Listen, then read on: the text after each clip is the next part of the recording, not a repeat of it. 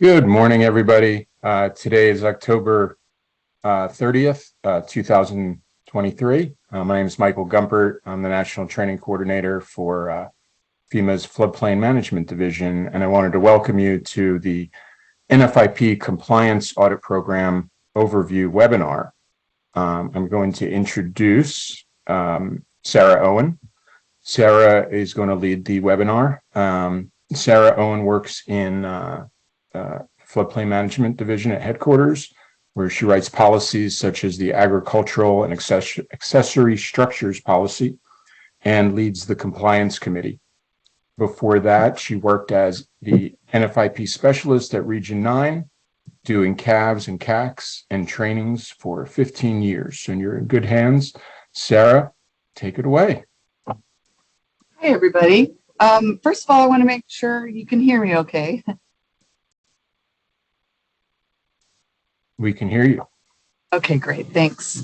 I do apologize to the people on the West Coast. This was not meant to make your day miserable, but it was the only time we had a big chunk of time with all the right people on the same date before a certain date where we could do this. But I feel your pain.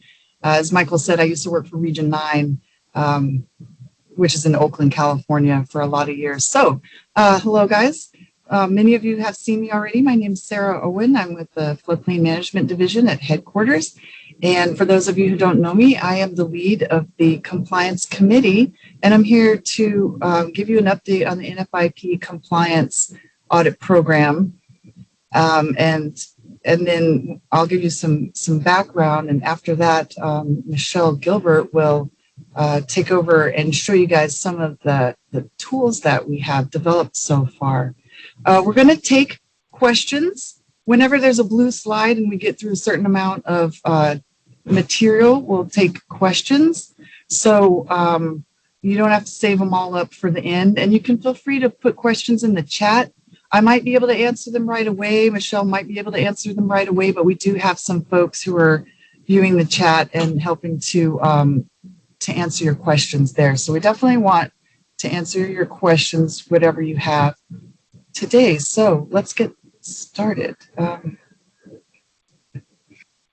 going to give you the background on the NFIP compliance audit program. I know some of you have seen this already at ASFPM and CAP, but it doesn't hurt to hear it again and again. And then we'll give an overview of the NFIP compliance audit redesign. We're going to talk about the 3 phases of the audit program: phase 1, audit; phase 2, follow-up; phase 3, enforcement. But we're focusing on phase 1 because that's the one that we have really developed by now. And then we'll talk to you about the development of the NFIP compliance audit toolkit and tell you about the different programmatic themes that we have for all the audits. We'll do a walkthrough of the tool. We'll have some example scenarios, so it might make it clearer to you in your mind what we're going for with the new process. And then we'll give you a brief update on where we are with phases 2 and 3. And then there's question and answer at the end, but like I said, every time there's a blue slide, we'll just pause and we'll take your questions in the chat, or we'll take them verbally. So the purpose of today's webinar is not an in-depth training of the tools. The tools are not ready for public consumption yet because they haven't made it through all the bureaucratic processes that they need to before we can deliver it to folks officially. So it's not going to be an in-depth training on the tool. That will come later in time. It's not going to go too much into the decision making. We will talk a little bit about it, but we're not going to go in depth on that. And we're not going to go in depth on phases 2 and 3 because, like I said, they're still under development. What we will do is go over the audit overview, go over some terminology, talk to you about some phase 1 tool highlights, and give you some examples of what the tool is capable of. And again, this is not finalized yet. And so though it's mostly finalized, some of the information in this webinar may be subject to change in the future. So background.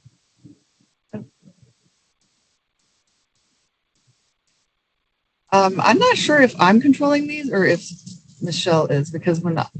I think we skipped ahead. You're okay, Sarah. It's this. That's the next one. My fault. Oh, okay. Thank you. Okay, so currently you guys know we have CACs and CAVs, and that's how we assess the health of the community's NFIP program. We're going to be calling it auditing, and it's going to be the NFIP compliance or audit, NFIP compliance audit program. You know that FEMA or the state does these, and they serve a dual purpose of providing technical assistance to the community and assuring that the community is adequately enforcing their floodplain management regulations. Generally, you know, the CAC is a telephone call and maybe a brief visit. You do it maybe with the lower risk communities and a CAV, or where there's very little development pressure, and a CAV is going to be more in depth. It's going to be a lot of looking at their permit files and their elevation certificates, their variances, their, you know, so many things that elected officials might be there. And of course, you're going to have a floodplain tour. You're going to go and look at the development that's taken place in the floodplain. Then you guys know this because you fill out CIS all the time. We also have GTA, or General Technical Assistance, and that's any kind of regular contact. It could be just providing references or publications. It could be even like a virtual or in-person training specifically for that community.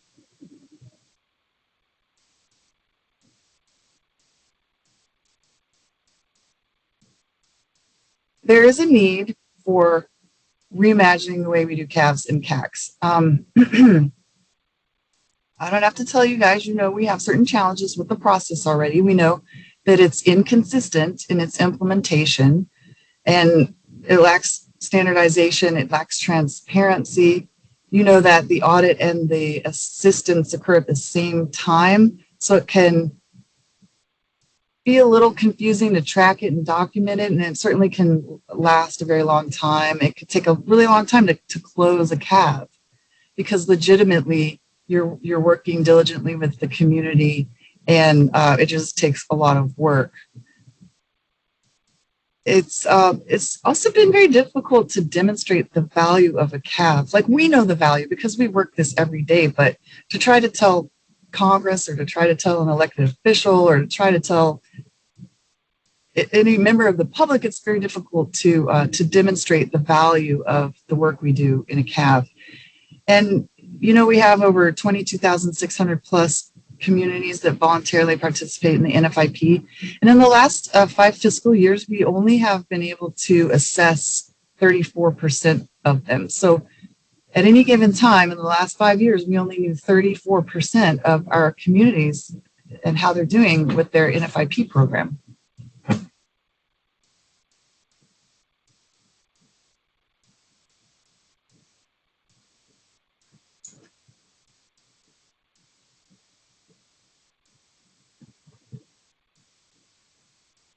Sarah, did you want to go back? Oh, no. Sorry. There you go. Thanks. My fault. No problem. It's no problem. So it's not on here, but also I think you guys know, if you've seen me present before, you know we've gotten a lot of press about, and Congress is looking into the things that we're doing now. They actually know what the NFIP is these days, and we get, you know, comments on it. We're up there, you know, members of FEMA are up there testifying on the Hill about certain things that we do in floodplain management. And we had a government accountability office audit on us, basically saying that we don't do a very consistent job of auditing our communities and enforcing the NFIP.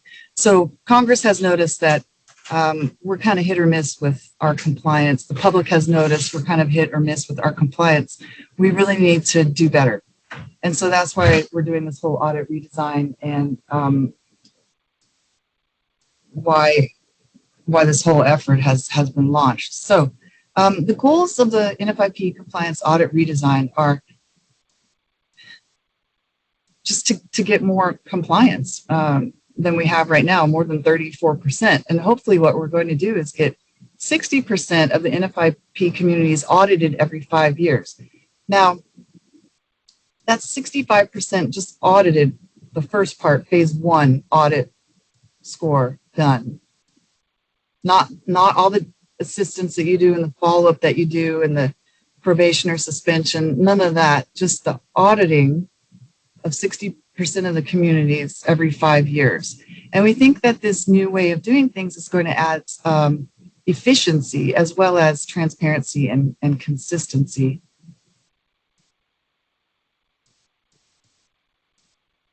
And if we believe that compliance equals resilience, then we definitely want to be auditing more communities and getting more communities compliant with the NFIP.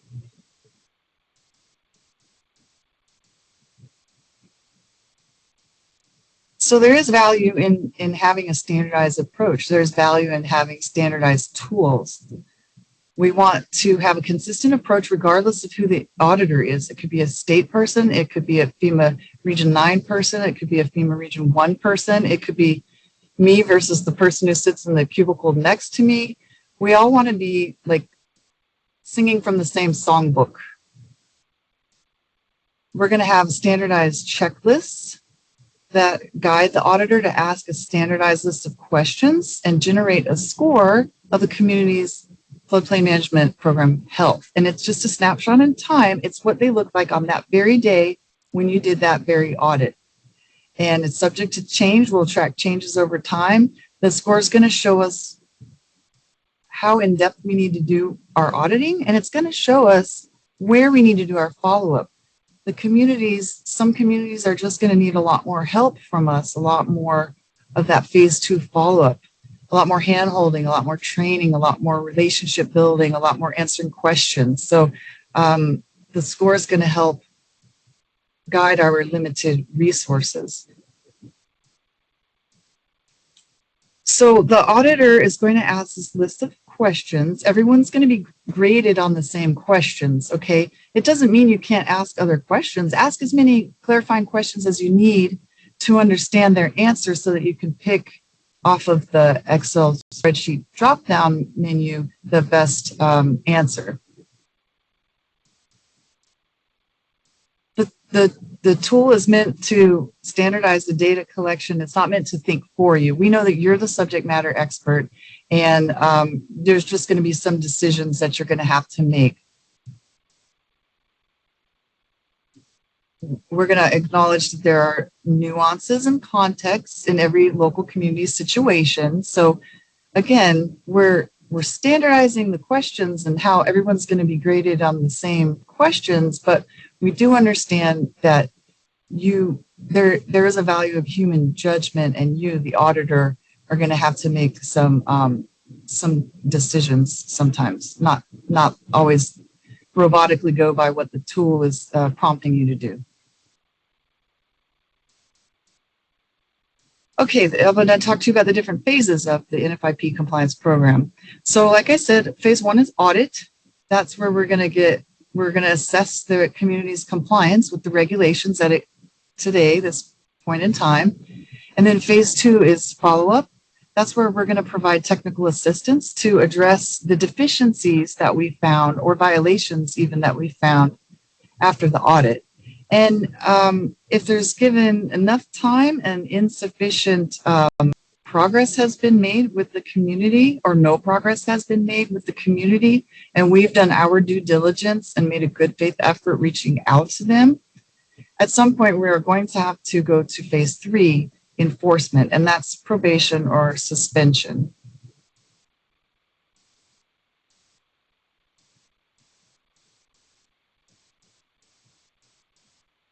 So this is color coded. Phase 1 is audit. That's the blue up at the top. Phase 2 is the green in the middle. Phase 3 is the red at the bottom. We're currently working out phases 2 and 3. You can see our diagram looks a little different than you may have seen in the past, but I'm focusing on the blue part. That's phase 1.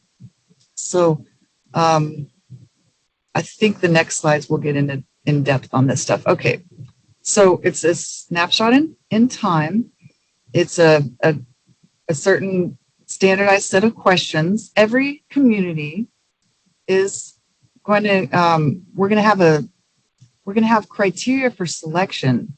So we're all going to be on the same page with that too. And it's going to have to involve some consideration for equity. We haven't finalized that formula yet, but we're working on it. And so everyone's going to have, we're going to pick the communities that we're going to audit, and then they're going to get a community self-assessment. So they'll fill it out, and you'll have to type the answers in to the tool, which is housed in CIS. The self-assessment gives the community a chance to speak for themselves. They have a voice in this. They can put their best foot forward. They can tell you all the things they're doing great, how they have free board, and they don't allow RVs in the V zones, or whatever they have that's that they want to discuss with you. That's like their voice right there. And it's kind of like the biennial report, if you remember those from the old days. Every community also is going to have a full ordinance review. And then every community is going to have what we call, we're going to go to the diagnostic assessment. So they're going to have a community contact. And again, that's a standardized set of questions. Now, at that point, they will have a score. If they have certain things we're calling areas of concern or red flags, like that are just kind of like no-goes, like they don't have they don't do permitting, they don't practice permitting, that would be a red flag, and we can go, it's definitely our signal to go more in depth with the audit. And the two more in-depth audits we could audit stages we can do is the enhanced community CAC. And that's just looking at like 1 or 2 permits or 2 ECs, just checking a little bit of the paperwork and seeing if it's okay. And then the other stage, if the score indicates, or if there's red flags, or if there's some reason that you think they need more attention, then we go to the full evaluation. And you can do that virtually or in person. We have some people on the compliance committee that think that virtual is even better than in person. Of course, that community has to have the technology, and you have to be good at GIS and all that stuff. But we have folks that swear by virtual CAVs. But if it's virtual or in person, you're doing the flood tour, and then you're asking a different set of questions from the Excel spreadsheet. Not all communities are going to need to go to the full evaluation. So this is where we're going to gain some efficiencies. The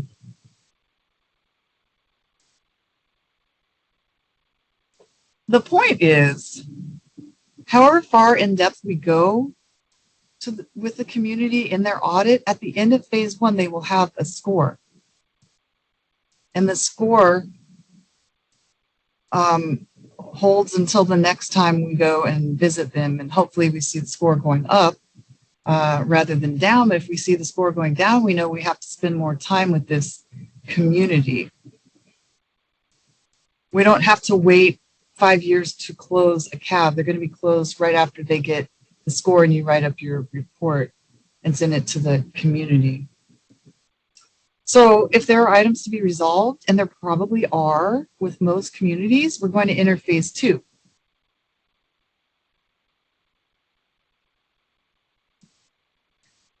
Phase 2, it's very important that we're decoupling the audit from the follow-up, because like I said, we can close the audit and get an idea of how the community is, and then we can spend all that time doing the technical assistance. So it might just be something simple. You're helping them with their ordinance. They need to add a couple of things to the ordinance to make it fully compliant.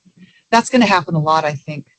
But also, then you're going to have, you might have deficiencies that you have to help them with. You might need to, you might want to offer them training or offer them examples of standard operating procedures, or maybe you found actual violations and you have to work with the community to correct those violations. And we know that that process can legitimately take a long time.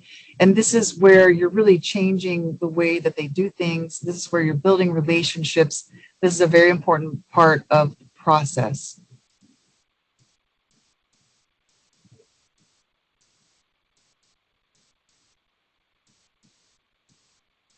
So when you remedy the deficiencies and you remedy the violations, you don't go back and change the score. The score was what the score was at that time, because we're trying to, we want to be able to track what we get for our work, right? So if their score was here, and then now we give them so much help and so much attention, and when we visit them again, their score is here, that's showing us the value of the audit. That's showing us that the time that we spend working with them is of value because we have improved the health of their compliance program.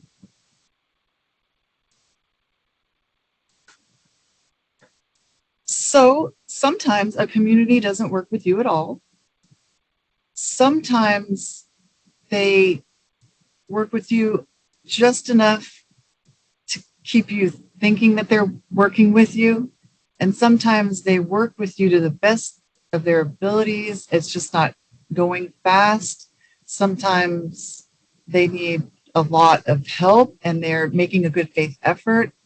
Regardless of that, there will be a certain time in which, after FEMA or the state communicates to them in writing, you need to do this, you need to do that. It's been this long, you haven't done this, you haven't done that, you've only resolved one of these things, it's been a year. You know, we're working on what those criteria would be or what the timelines would be, but at some point, there hasn't been enough resolution to the community's deficiencies and violations, and we have very much so been doing our good faith effort trying to help them, then we have to move into enforcement, and that is probation or suspension. And FEMA did write an internal SOP on probation. Now that's because it's probation is a regional action. Suspension is a headquarters action. And where the states would get involved is you would recommend to the region that it's time for probation.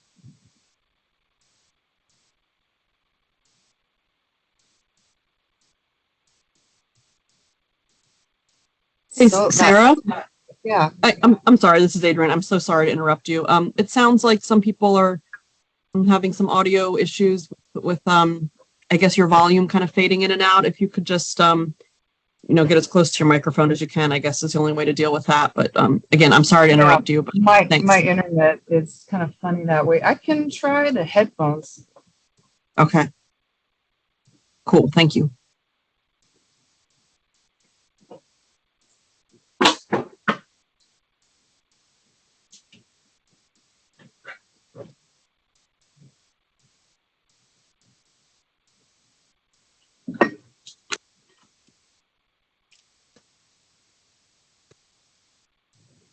I don't know if this is any better, but other than this, I can't really do anything to improve my connection. It sounds better already. Thank you. Okay, great. So next slide. Value of the NFIP compliance program. So we are measuring the health of the community at any given point in time, helps us focus our limited resources. We're going to track how long each phase takes. We're not putting necessarily any pressure on you to have it all resolved in a certain amount of time, but we're definitely encouraging reasonable timeframes in which to get it resolved, because we don't want these things to just linger. And sometimes they linger because the community isn't really communicating or working on it, but sometimes they linger because we at FEMA or we at the state are just not on top of it. So we're going to keep ourselves to a timeline as well.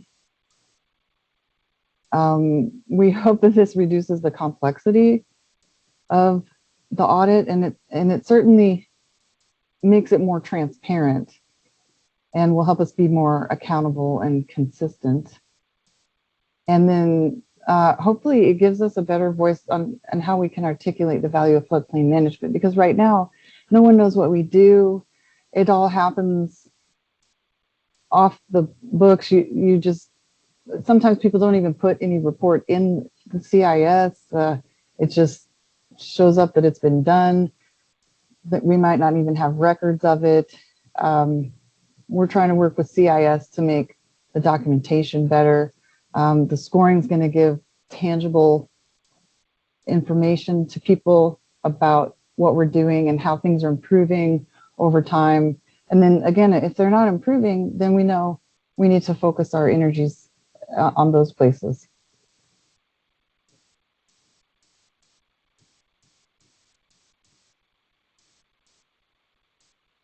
So the standardized scoring tools is going to, like I said, we're going to put that in with CIS. We didn't get all of the things we wanted in CIS in this update, but we're going to keep working with CIS to make it less work for the auditor and just really good documentation.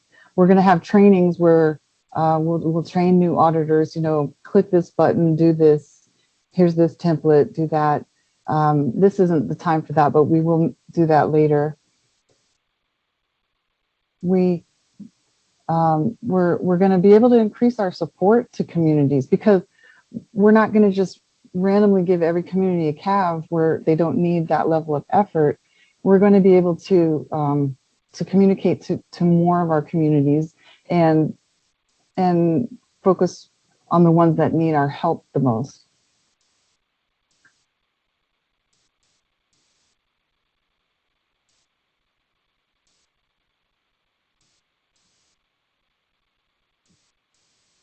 So the foundations of the audit are not changing. We're still going to talk about permitting process. We're still going to review fully their ordinances. We're still going to talk about the development pressure, their map availability, accuracy, history of flooding.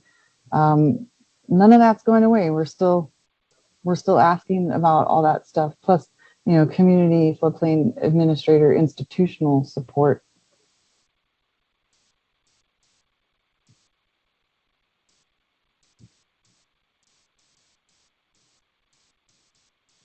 Okay, knowledge check.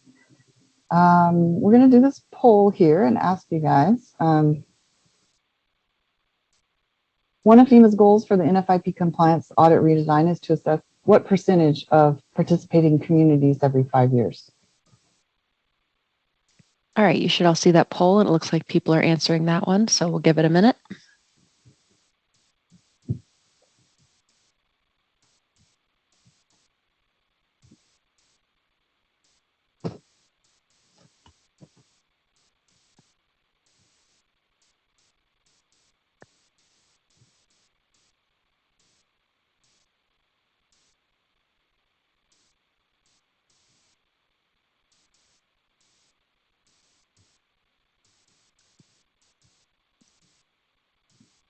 So did we close the poll yet? Just about. Looks like we got more than 70% of the folks who have answered. So yes, by and large, everybody had that correct. The answer is 60%. Oh wow, you guys know this stuff.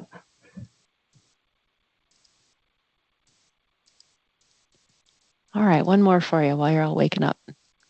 In what phase of the NFIP compliance audit program is the community assigned a compliance score? Is it after phase 1 audit? Is it after phase 2 follow-up? Or is it after phase 3 enforcement? When do they get this score?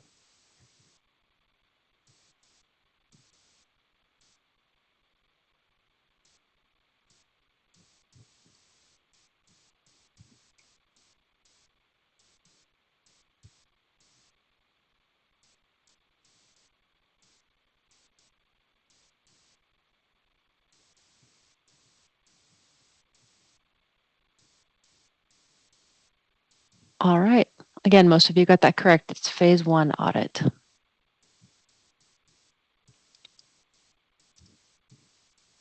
Great. All right, I want to take some time to answer y'all's questions.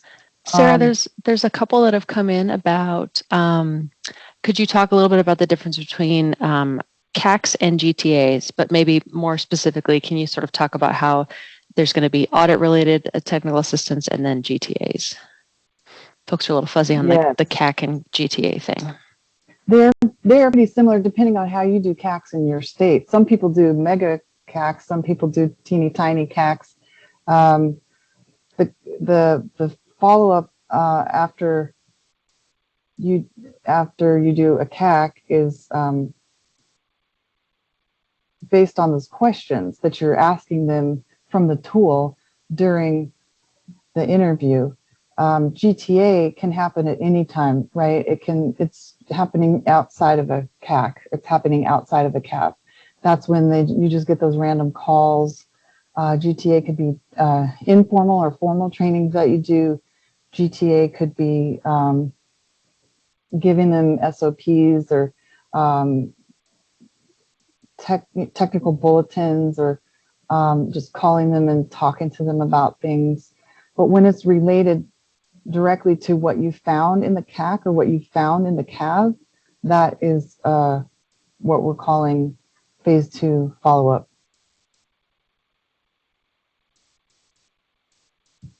So it's about context.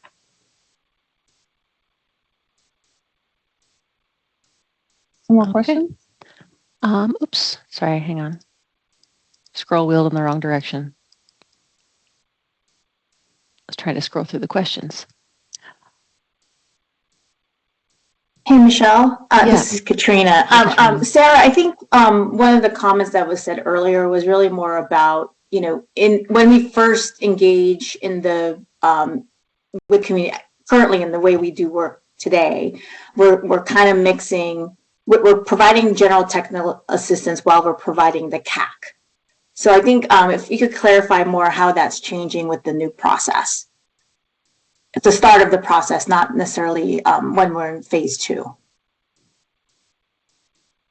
I guess I don't understand the question, because when I was doing GTAs, they were always outside of the CAV or CAC. So maybe, Sarah, this is Julie. I think maybe the question for all of us is like, when you have a GTA, when does that turn in? How does that fold into the new compliance system? Let's say you get a call and you're like, oh my gosh, we got to go investigate this. How does that transition happen? How does it turn into a phase 1? Or would you go to phase 1 then if you got a call and how does that work, I guess? Well, it could work that way. What we're trying to do is standardize the approach a little bit more about how we're using selection, because right now everyone's just doing it kind of however they want, and they may or may not actually be considering equity in there. And we have, executive orders that tell us we have to conduct our business with equity in mind. And I know what you mean. In the old days, sometimes you would get like some nosy neighbors or a LOMAC or something, and then you would open a CAV or you would open a CAC. I'm not sure that that's going away, because that might indicate that there's a need. But for the most part, we want to standardize a little bit more the way we select communities to be audited.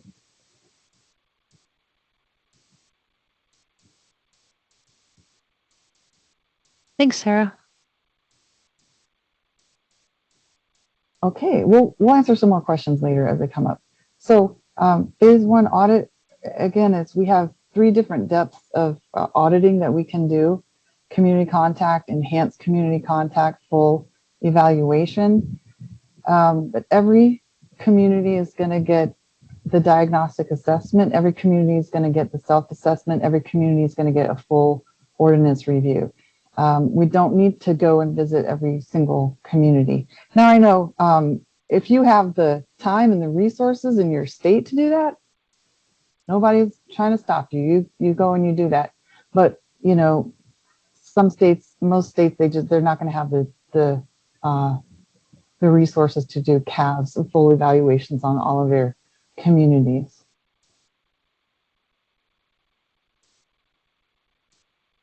So we have 4 different audit programmatic themes. One is the floodplain administrator's capacity and their institutional support. We know that anecdotally, and floodplain administrators that have been in the job longer and or have support from their bosses generally tend to have a more robust program. We're going to look at the other theme is floodplain management regulations. That's really the meat of it all, right? How well are they enforcing and administering the 44 CFR that's translated into their local ordinance? What kind of standardized processes do they have? Do they do their permits in a computer system, the conditioning them and routing them through all the departments? Do they do them in paper? What kind of record keeping do they have? Do they keep all of the records from since they joined, or do they only keep them the last couple of years? Do they have memos, process memos or standard operating procedures, or written down things outside of the ordinance that tell them how to do something? And then the other programmatic theme is the mapping accuracy. You know, sometimes they're not using the right map, or their maps need updating because they just had these floods or whatever. Next.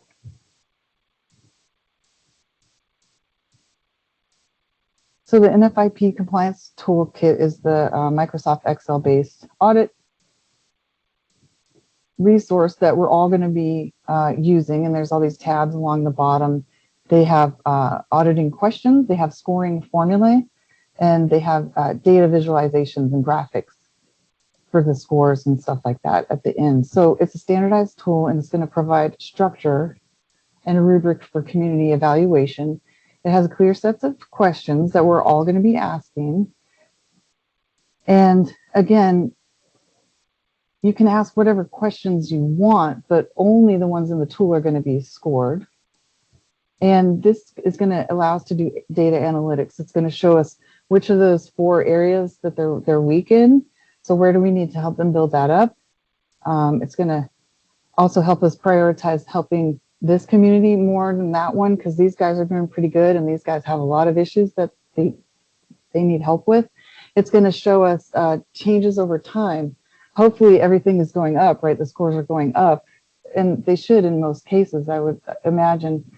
And, you know, we also could do some other data analytics with it, like what kinds of communities tend to have problems with this area, what kinds of communities tend to have problems with that area.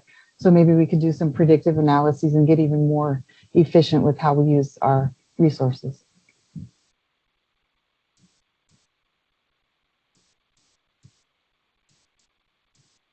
So like I said, we're trying to limit the duplication of efforts with the CIS and the NVT and the auditor's toolkit and all that.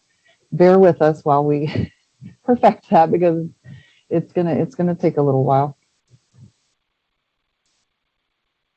So we have the tabs at the bottom are the administrative information, the community self-assessment, the ordinance review checklist, the diagnostic assessment tool, and the full evaluation tool. It's all in one Excel spreadsheet.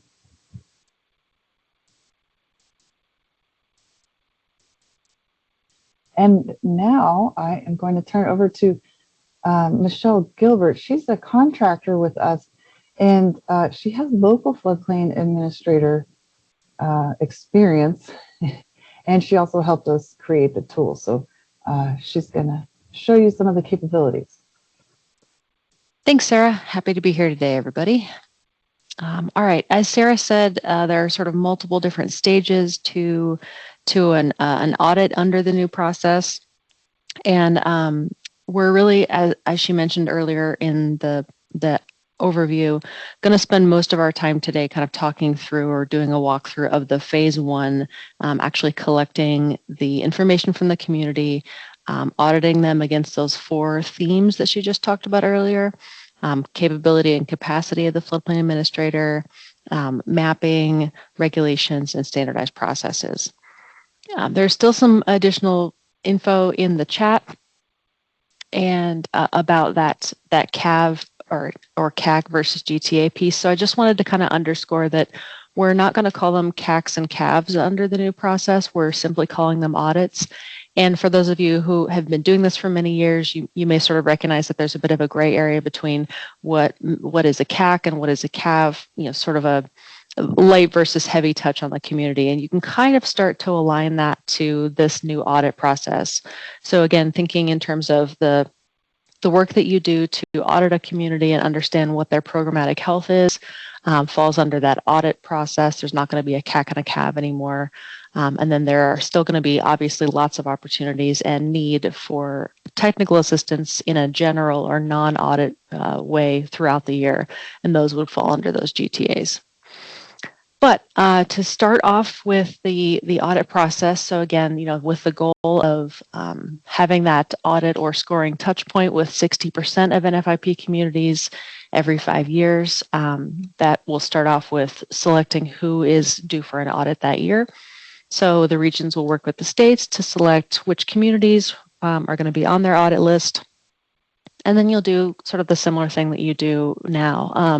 I'll keep kind of going back to that overview slide of Sarah's, that the fundamentals of what we're looking at for a particular NFIP community aren't changing, right? You're still looking at their ordinance and their permit processes and their record keeping. Those fundamentals aren't going away. We're just trying to be much more standardized. We've heard from the compliance committee those different elements that are most important to capture. So that's what the tool has been set up to help us capture in a very standardized way. So you'll do your audit prep and prepare to engage with the community. There's a community self-assessment form where you're going to capture the local floodplain administrator's responses to various questions and help you sort of learn or get a preview for what the situation or the capacity is for that community, what kind of zones they have, what their permitting load is.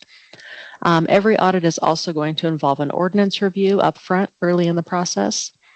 And then you'll do any other prep for that audit visit, reviewing their firms or other materials from past audit reports in CIS. So that self-assessment for the community is a questionnaire for the community floodplain administrator to ideally complete and return to the auditor prior to your initiating the community contact with them.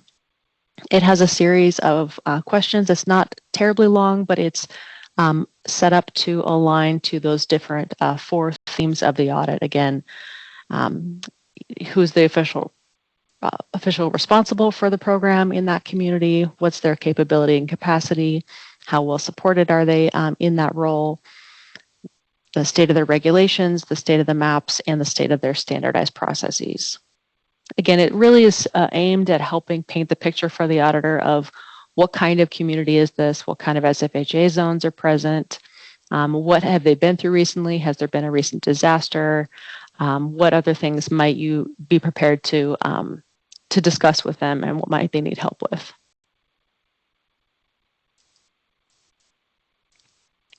There's going to be an ordinance review with every audit. So every community that's receiving an audit under the new compliance audit program is going to have a review of their regulations at the start of that audit process. So we've taken and expanded on that headquarters checklist to look at all of the various regulatory provisions that need to be in what the community has adopted. There's a summary of findings text box and a space for you as the auditor to make a determination based on your review of that ordinance, whether it's fully compliant, has some minor issues, or some significant issues. And those of you who have been in CIS a long time will sort of recognize that there's some layup here to how that has looked in the past. But what we do have is the ability to look at each required element and the auditor can note where that is found in the local community's regulations, and then for each element assess whether something is compliant or whether something that is important to have is missing, as well as any other, lots of spaces here for reviewer comments or additional clarification as you're going through that ordinance checklist. At the top of the ordinance review tab in the toolkit is that sort of summary box and the reviewer's ultimate determination. So making sure that as you're going through, any of the NFIP required regulations are accounted for somewhere in the community's regulatory realm, right? This might be, and there's various ways to, to meet the mail on this. It might be a standalone chapter. It may be spread across multiple sections. You may have a combo of adopted building codes and a zoning overlay and something about subdivisions. Sarah said this earlier, so I put it in here.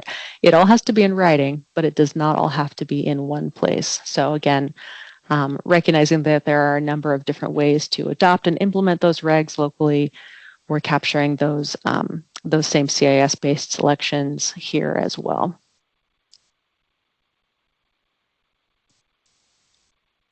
And then again, the reviewer's determination after filling out that checklist, looking at what the community has adopted and is implementing. Are those regulations fully compliant? Are there some minor issues, or are there some significant issues? The way that the compliance committee has instructed us to identify whether there's minor or non-compliance is that minor issues might be things like clerical issues or clerical errors or omissions with no foreseen consequences. Versus non-compliant things would be some of those larger, maybe they're missing an entire section on recreational vehicles and they're a 60.3C community. If the community were trying to join the NFIP today with this ordinance, those errors would prevent entry. Sarah wants to note both of these could potentially be grounds for suspension, but we're trying to sort of draw the comparisons between what is happening with the ordinance and what the auditor's determination is.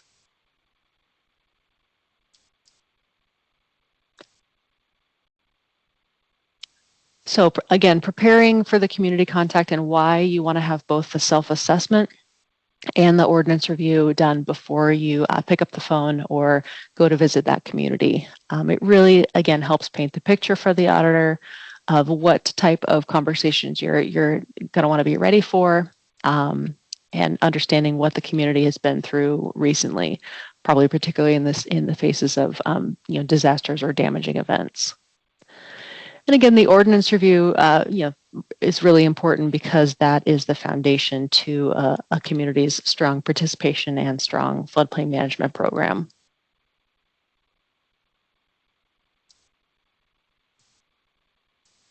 So again, we're going to continue walking through that phase one process. So once you've prepared for that audit, you've sent that self-assessment to the community, received that back, completed your ordinance review, you're ready to contact the community or call the community. Again, in the early phases or that light touch audit is called a diagnostic assessment. There may or may not be document review associated with that, so we'll get to that. But the diagnostic or sort of light touch, first touch assessment to an audit is meeting with the community in person or virtually, picking up the phone or having a Zoom call. And you're going to ask the community official a series of questions in the diagnostic assessment tool that are going to be aligned again to those 4 themes. And you're going to capture the output in the tool. And there's lots of spaces for you to write additional notes and clarifications. But what the tool is going to facilitate is you coming up with a score for each of those 4 categories. So we can kind of have a standardized calculation of the health of the community's floodplain program. Where appropriate, the audit will have an enhancement, or the tool will suggest a brief review of some sample documentation, a sample of recent permit files from the community, or if there are a number of variances, the tool will suggest a sample of those, things like that. So at this diagnostic assessment phase, as we mentioned, the questions throughout the tool are aligned into those 4 discernible categories, 4 themes, and the questions are really grouped to score a community along those 4 axes. The capability, capacity, and institutional support, information about the maps, information about the regulations, and the standardized processes that the community has in place. As Sarah mentioned, there's not a limit. It doesn't exclude an auditor from asking additional questions, or if something comes up during a community diagnostic assessment, You can sort of pull on that particular thread a little bit, asking some additional questions that you may need as an auditor to appropriately answer one of the questions in the diagnostic assessment. Non-regulatory elements of a community's floodplain program are not scored in that tool, but they are tracked. So there are some questions that the compliance committee, for example, felt were very important to capture, but that didn't necessarily have as clear of a link to some regulatory element that felt we could score it, but it was really important contextual information to capture. So there are questions throughout there that help you as an auditor understand what and why something's happening in a community, but not all of those elements are scored.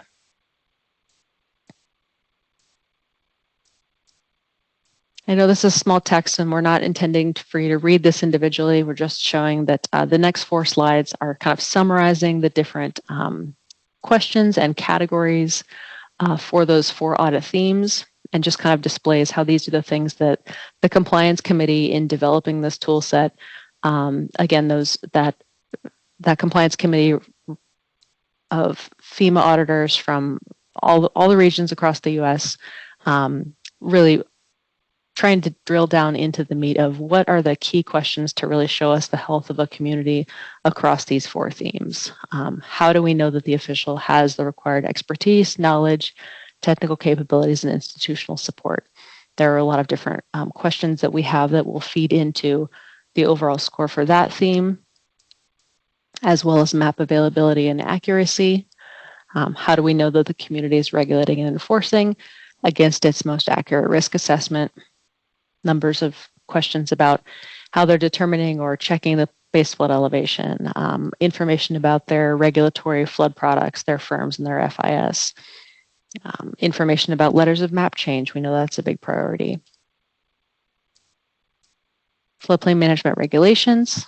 Is the community's ordinance up to date and how is it being enforced? There are a number of questions about the regulatory realm for that community. And those questions will all roll up into a score for that category. And then finally, standardized processes. So a number of questions regarding how the community is implementing the elements in their ordinance. How are they doing substantial improvement and substantial damage administration? How are inspections performed? How are the records kept? And what other sorts of contextual things are going on with a community?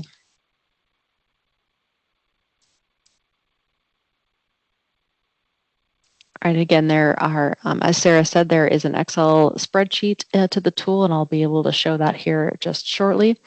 Some of the questions in the tool will cue you as an auditor that they are required for you to complete or answer from the community in order to complete this diagnostic assessment phase. Not all of the questions are required. Some of them either are dependent on certain answers, right? If yes, then then add this question. If no, skip to the next one. There may also be situations where the presence of certain zones require a question to be answered. But for example, if I'm auditing a community that doesn't have any V zones, then I'm just going to skip over all of the coastal high hazard areas questions. Any non-required questions have a dark gray box at this time, and they don't say required to complete diagnostic. All right, I believe this is the part at which I open up the toolkit and show that one here.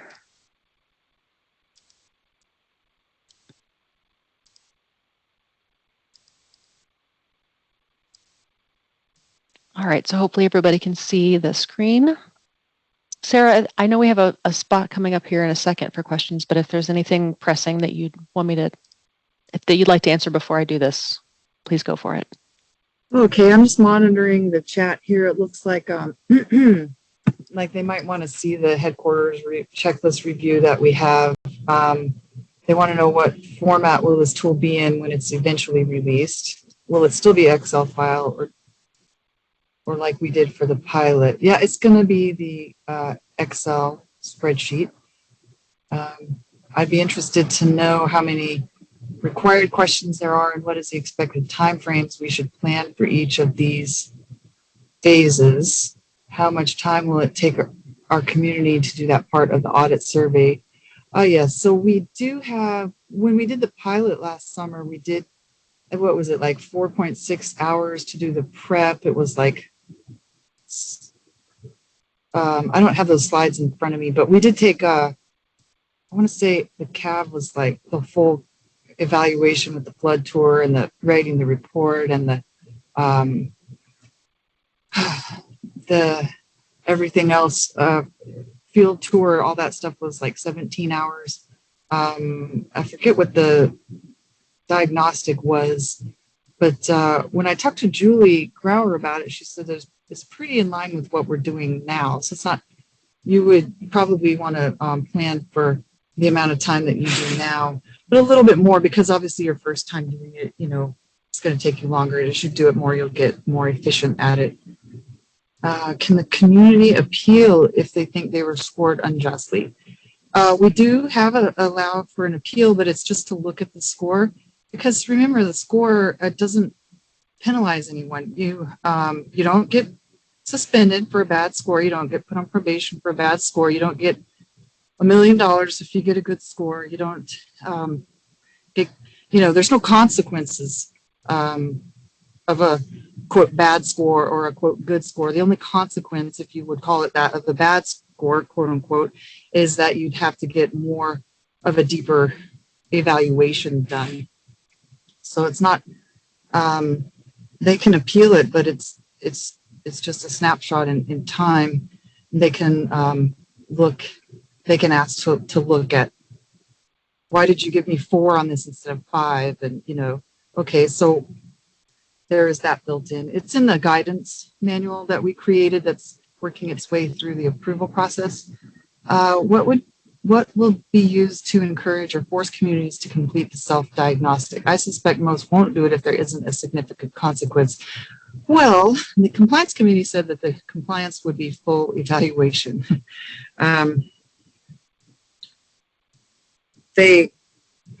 Worst case scenario, I mean, when you do, I've never had a community say they would not do a CAV. Now, I'm sure back in the old days, plenty of them didn't do their biennial reports. But I think probably worst case scenario is when you tell them, well, it's what we used to call a CAV. We're doing an audit on you. And then, you just would have to spend part of your interview time with them going over the questions of the self-assessment and putting them yourself into the tool. Great, thanks, Sarah. Okay, so hopefully everybody should be able to see the toolkit, the phase 1 compliance audit toolkit on my screen. As we mentioned, it's been formatted as an Excel spreadsheet with multiple tabs and some, kind of embedded coding. The idea being that this is something that is standardized and can help you move through an audit and make sure that you're capturing all the key questions that were identified as necessary to get a community's, a snapshot in time of a community's compliance health. So you'll see a lot of those same, tabs or the information that we're collecting and putting into CIS. Sarah can talk a little bit more about that, I think, later as we move into the phase 2 piece. But again, and many of the tabs are going to sort of feed. So you'll start in here and you'll move left to right. But the administrative info that you're collecting is then going to pre-populate on all the other tabs. So you only have to enter it once. As we mentioned, the phase 1 audit is starting off with a self-assessment from the community, as well as an ordinance checklist. So that self-assessment can either be sent to the community or it'll just have to be rolled in, as Sarah just said, to part of your early contact with them. You'll have those informations collected across the 4 themes and spots for the auditor to fill in the answers. And then similarly, that ordinance checklist, as we showed with the animation, there's each of the provisions, the CFR citation that goes with them, and then where that's found in the community's local ordinance, any compliance indications, as well as any additional comments that you want to enter into that side. At the very top of that ordinance checklist, and here I'll scroll all the way down through, but you'll just see that there's everything from definitions to each of the different sections. And then at the very top, you'll sort of roll all that information into your assessment of the determination of compliance, the location or multiple locations of the regulations, and then a summary of your findings. Anything that's key that must be added, any higher standards you're seeing, things like that. And higher standards are something that are also going to be captured under that diagnostic assessment, or at least the presence of them. Okay, so that diagnostic assessment toolkit, again, there are a number of questions for each of the 4 categories. So each category has its own little header here, and the questions are numbered. They're not in order of not necessarily in the order that you need to ask them in, but they are grouped together under those 4 themes in the tool. And as Sarah mentioned, there's going to be some additional guidance about how you may want to go through those. But each of the each of the questions in the toolkit has what the compliance committee is determined to be I reset this, then we'll go back to the beginning. Each of these will have a drop-down menu for the potential answers and the score that goes along with them. So you'll discuss with the community, you'll come up with the answer that best fits that scenario. There's lots of space to put additional context or entry of the findings, any notes that you want to capture that'll then roll up into your post-audit report to the community. And then as those, let's just say some of these get filled in, it'll start to pre-populate the tool, and that score will start to automatically develop on the side. So your only job as the auditor is to kind of go through these, discuss with the community, and select the best answers as you're going. We recognize that sometimes this is a little bit challenging, or might be a little challenging to do. But again, the idea for this standardized national toolkit is that the compliance committee worked really hard on thinking about the various answers to each of these questions, or how those might be grouped, and what kind of picture of health each of those answers to each of the questions indicated. So lots and lots of forethought and discussion went into all of these. And so you'll see a number of different questions that kind of roll up into the ultimate score for that particular category. Same thing down here. And so at the very end, as you're going through, you'll see subtotals come through, and then there's a reporting tool, which we'll get to here next. But again, that's just the drop-down checklist for those answers. I'll go back to our slides here.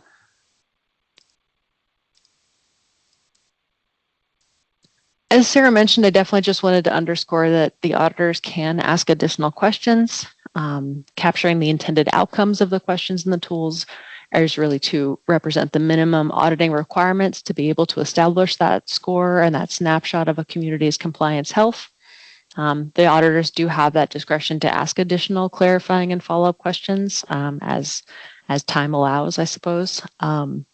You may have a need to ask additional questions that aren't included in the tools. Because we have so much variability across the 22,000 and change communities in the NFIP, there might be some things that are coming up that are either are going to help you clarify an answer to a scored question, provide some insight into some other general technical assistance needs, or something that's really kind of emerging and identifying a procedural gap for that particular community. So not meant to limit you to just the questions in hand, but that the Excel spreadsheet will provide a standardized set of questions and tools and answers that will allow us to do, again, some of those data analytics on themes throughout an area or state or region, or national themes on compliance. All right, that next part is that enhanced community contact. So again, based on the answers to the questions in the self-assessment about the level of permitting, or some of the questions that come up as you're going through that initial diagnostic assessment question and answer session with the community, the tool is going to facilitate a sampling of some documentation. We're not going to ask for and review every single permit in the community within the last 5 years, but the tool is going to suggest a sample. maybe a subset of permit files, elevation certificates, or other key documents. If some further issues are identified based on that light touch review, then the tool is going to recommend that the community be moved to a full evaluation. So again, given the number of recent permits in the community from the self-assessment, the diagnostic tool suggests a subset number or percentage of the recent files or recent permit files in the community be reviewed for compliance. The compliance committee felt really strongly that there were very few scenarios in which you would not need to look at permits whatsoever or look at no permits, right? That's not really typically going to be a successful audit, but also with the goal in mind of trying to be more efficient and actually getting an audit score for 60% of communities every 5 years, looking at absolutely everything for double the number of communities may not also be a feasible goal as well, right? Thinking about efficiency. So how do we get a snapshot? We can look at a percentage of recent files and use that as our indicator. The auditor, again, the tool is just suggesting something. It's not mandating. You can only look at 12 permits. If there's something in your professional judgment that indicates that you may adjust that percentage reviewed, the auditor has the discretion to do that, and they will just describe their decision or adjustment in the tool. Why did I look at more of them, or why did I look at fewer of them? For example, there may be a community with a low number of permits, or tells you that they have a low number of permits, but there are some red flags in the discussion that indicate that maybe that low number of permits is that they're missing permitting things, or they're not actually permitting all development in the floodplain. So in that case, there may be some additional files that you want to review, or that may be that flag that moves you to the full evaluation. Similarly, the auditor may choose to review fewer permits if there's a lower percentage that's appropriate. Maybe you had a community that's recently had some other kind of cycle or some other touch point that makes you more comfortable with a slightly lower percentage than the tool suggests. Those are both options that you as the professional can use your judgment for. In terms of that, what that audit tool suggestion of a number of permits and review permits is, there is a recommended number of permits that the tool will suggest based on the number, again, of the permits issued in the community recently. And then the auditor will indicate the actual number of permits reviewed during this assessment in the space. Any findings or notes or descriptions of why those numbers differed greatly could be entered by the auditor under their findings and notes tab. Note that any known or confirmed violations found at this stage do have to go into that National Violations Tracker. Any possible violations sort of get tracked separately. There's not an existing sheet for that in the diagnostic tool currently. Some of these things are, as Sarah mentioned earlier, still in development. All right, knowledge check number 3. True or false, auditors are not allowed to ask any questions that are not specifically stated in the tool.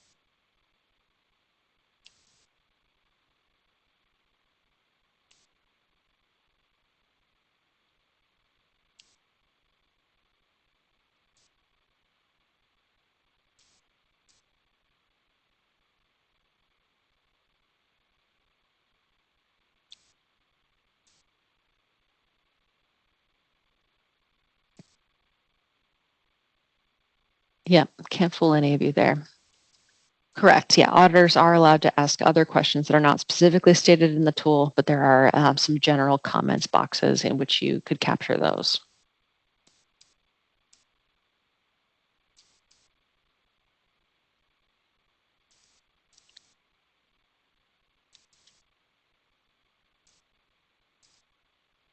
Right. I've got a few more here, and then we've got another pause for questions, and then I believe probably our 5-minute break as well. But just before we get there, there are some gate criteria or decision support for auditors that are embedded or built into the tool.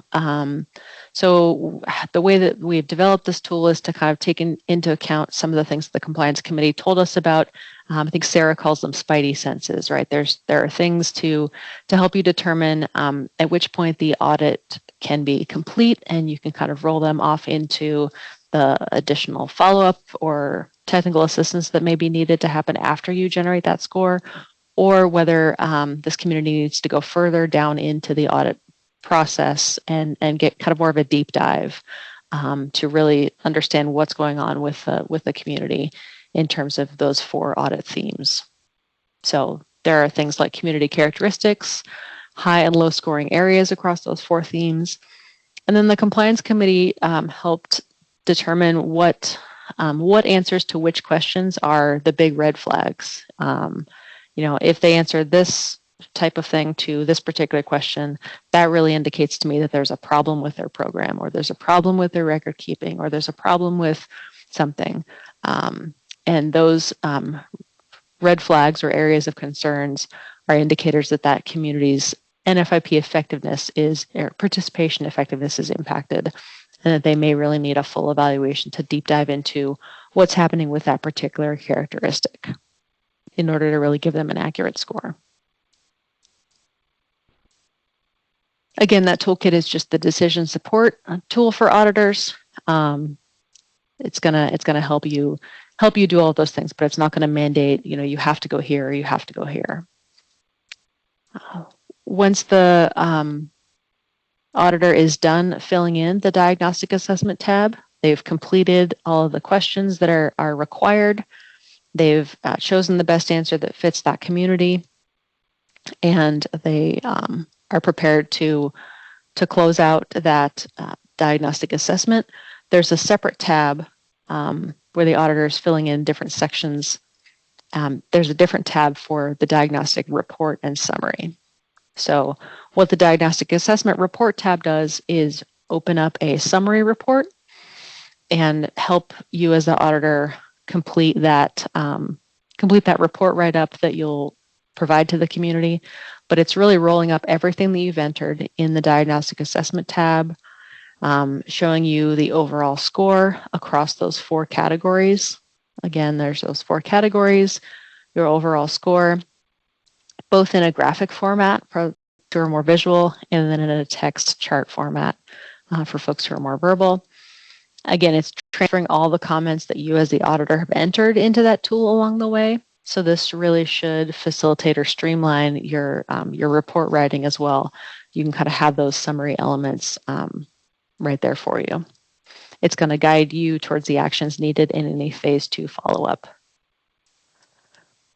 The diagnostic report summary tab also helps you double check yourself as an auditor. Have you answered all the questions in the diagnostic assessment tab sufficiently that anything that's marked yes as required has been answered?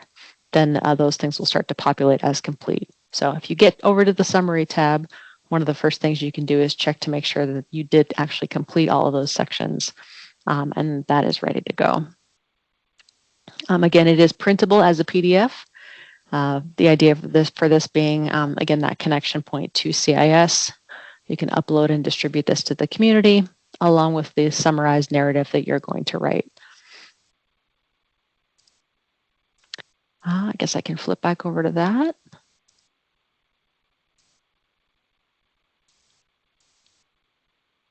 Oops.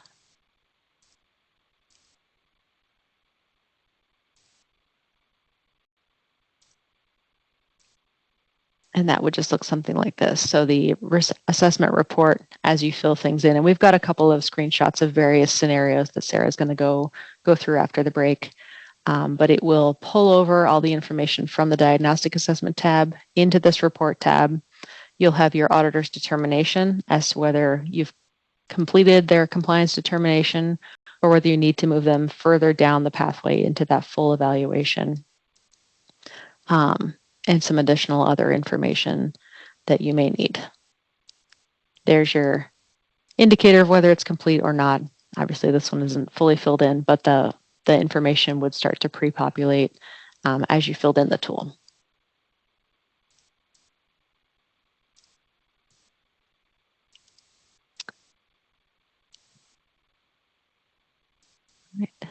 Sarah, with that, do you want to answer any questions before we maybe take your 5-minute break? Sure, I've been answering them in the chat here, Okay. but the one that I didn't get around to yet was during the pilot, did you capture the percentage of audits that were complete after the community contact, and what percentage had to go down to the audit process? We weren't really testing that at the time. We were testing like the accuracy of it with a look back on a CAV or CAC you already did and comparing it with answers that you would put into the tool. And then there was another way that we did it where, on current CAVs and CACs, like your regularly scheduled ones, you're doing it as regular, and then you have another auditor with you who is using the tool and selecting answers that way and getting scored. So no, I know what you're getting at, and that's great. That's the kind of information we definitely want to know when we roll this out, is like how many full evaluations is it saving us? But I do know that some of the questions we asked the people in the pilot was, did you feel comfortable enough off ramping them at the diagnostic stage? And most people said yes, they felt comfortable enough doing that. But we will collect that data in due time. Does the mapping section include the state mapping tools? Michelle, is the answer to that no? Yeah, I think this is I don't think we have a space for, we have a space for additional regulatory requirements in the regulations section, but I'm not sure about the mapping section. I think we have the standard minimums, but if there is a question about additional mapping sources, so that may be an opportunity to capture that one. We'd have to look at that specifically, but I think there probably is a space for that. We tried to write some of them generally enough that they're, recognizing again that there is a lot of variation across the U.S. for other mapping tools. Some states have additional things. So I don't know that it specifically states a state's mapping tool, but there is a spot in there for other mapping sources. So And Tim, the answer is maybe. Plenty of spaces for notes. I know that the tool has a lot of spaces for notes. So you could always put that in there, Tim. Any other questions in the chat? Anybody want to get on the mic and ask something?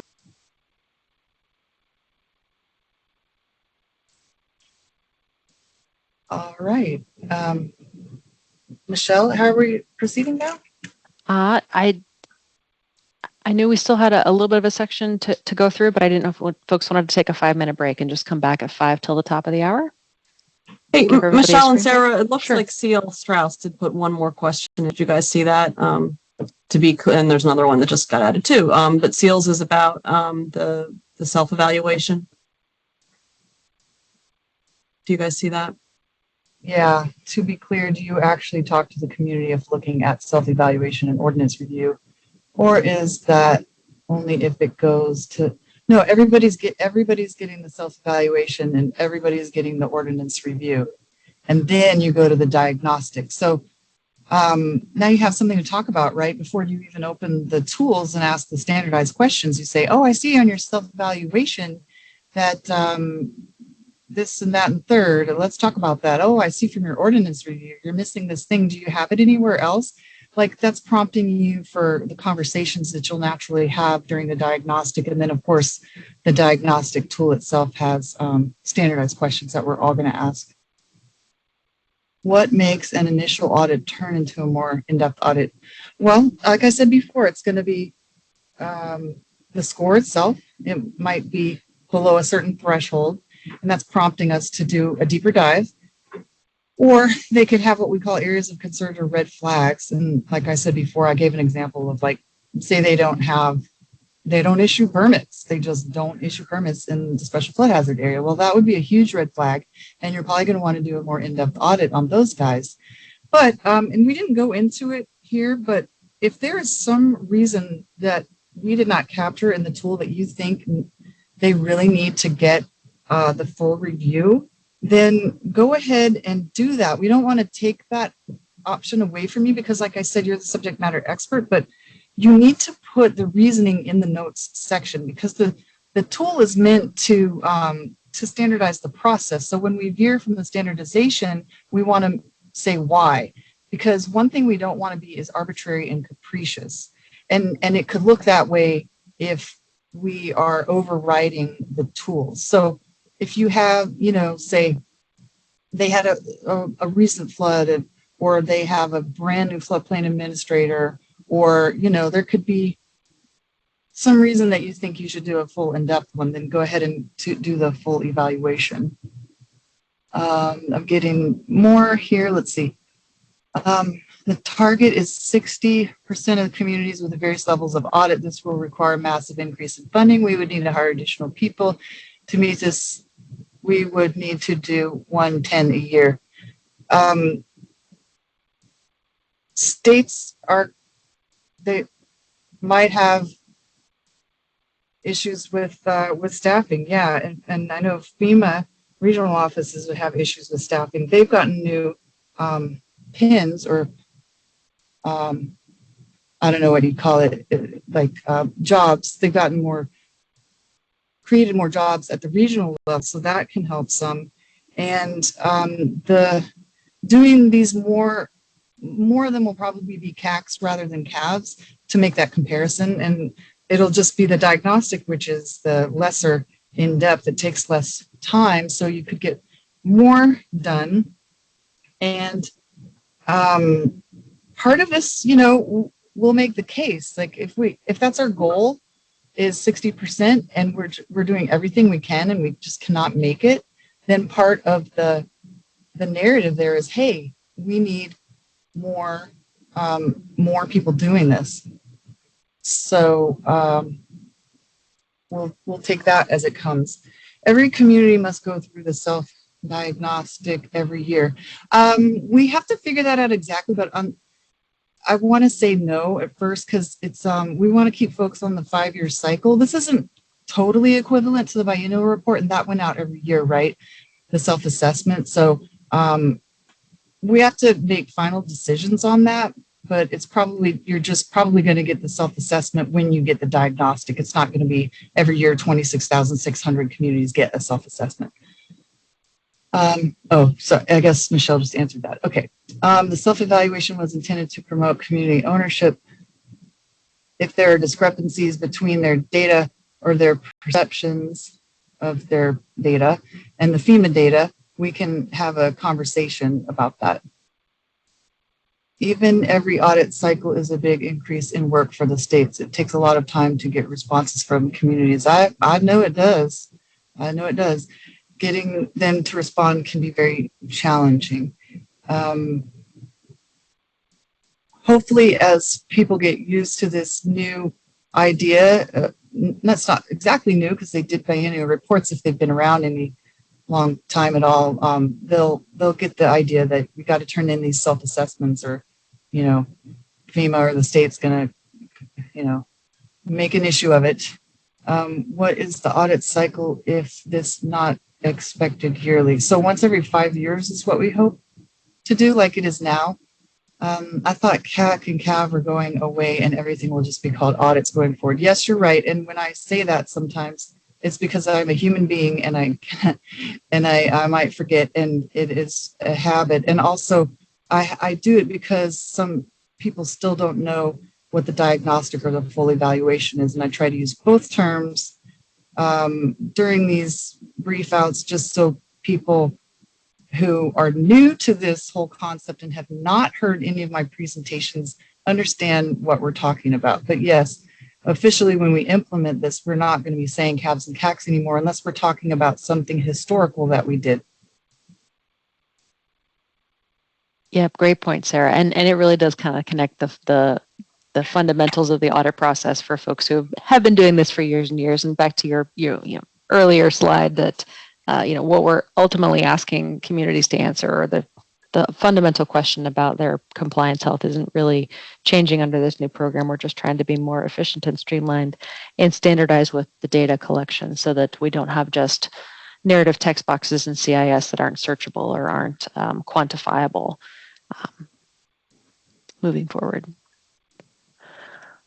Should we take maybe just a 3-minute break and come back at the top of the hour? I know we've only got about 20 more slides, Yes. but I want to give folks a screen break. Yes. So If you got to All go right. to the bathroom, go to the bathroom. We'll be back at the top of the hour. we'll be right back, everyone.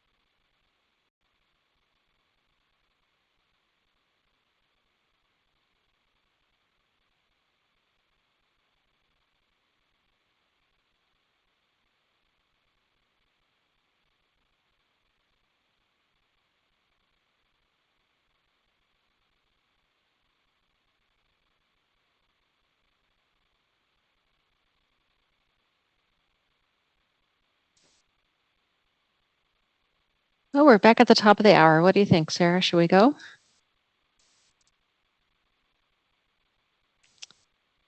All right, I will give it another couple minutes for Sarah to get back. Yeah. Oh, No, I'm there. here. Okay.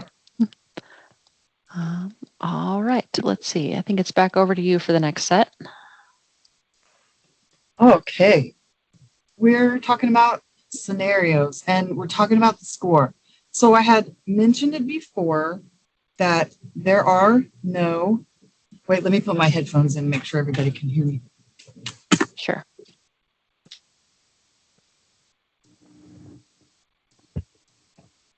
Okay, hopefully this is even better for Yeah, that's clear. folks. Okay. The score today does not mean anything other than it helps us decide how far to go in the audit and where we need to focus our energy with the follow-ups. Who needs our help more? The lower score people or the higher score people? The lower score people are going to need our help more. A high score does not get you any benefits. A low score does not get you any consequences other than now you might have to have a full evaluation. What we'd like to do is capture real world data when we implement this and readjust the baseline score to the average scores that we're getting in from you guys as you're actually implementing this. But since we don't have that data to start with, we're picking thresholds based on a standard bell curve. So anything 81% or higher, and there's no red flags. Remember, I said red flags were something like they don't even do permitting, or they don't have any, floodway requirements, but they have mapped floodways with development in floodways. If there's no red flags and they have 81% or higher, we're just going to off ramp them. We're going to close the audit at the end of phase 1, and we're going to say, good enough. We're going to see you in 5 years. Now, at that point, we still may have to follow up with them on something like their ordinance, or give them an SOP, or tell them about some training, or hey, do you want to join the CRS or something like that? But we don't need to focus on those 81% or higher folks unless there's some good reason. The communities that are 59% or lower, whether they or if they have a red flag, then these are indicating to us that they need a full evaluation before we close phase 1. So then there's that in between stuff, right? It's kind of like SD, right? The sooner you get, the closer you get to that threshold, the grayer it is. So for us, the gray threshold is going to be between 80 and 60%. We're probably looking at going a little further. So the between 80 and 60%, the tool's going to prompt you to do an enhanced CAC. And remember, an enhanced contact is where you just look at a couple ECs, you look at a couple permits. You're not going out and driving the flood tour. You're not doing an exhaustive search of their documentation. You're just doing a little peek. Okay, so this is based off the bell curve. It's where we're starting for now without having real world data, but we'll reevaluate this once it's implemented. Next. So I'm going to give you 3 scenarios. So the first one is Floodville, and they scored above an 80. They have 0 areas of concern. They have 0 red flags. Document review may or may not be recommended by the tool. It's going to ask you to just proceed to close out.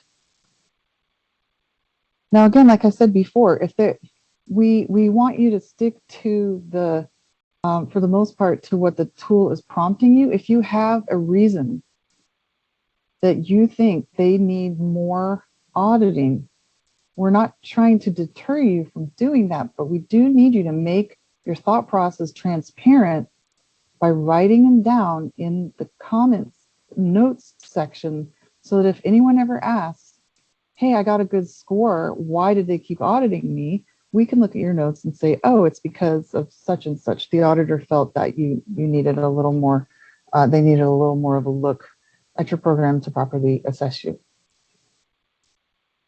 That's the end of scenario 1. Scenario 2 is Shoreside County. They're in between, their score is in between 60 and 80, and the tool is recommending that we do a document review.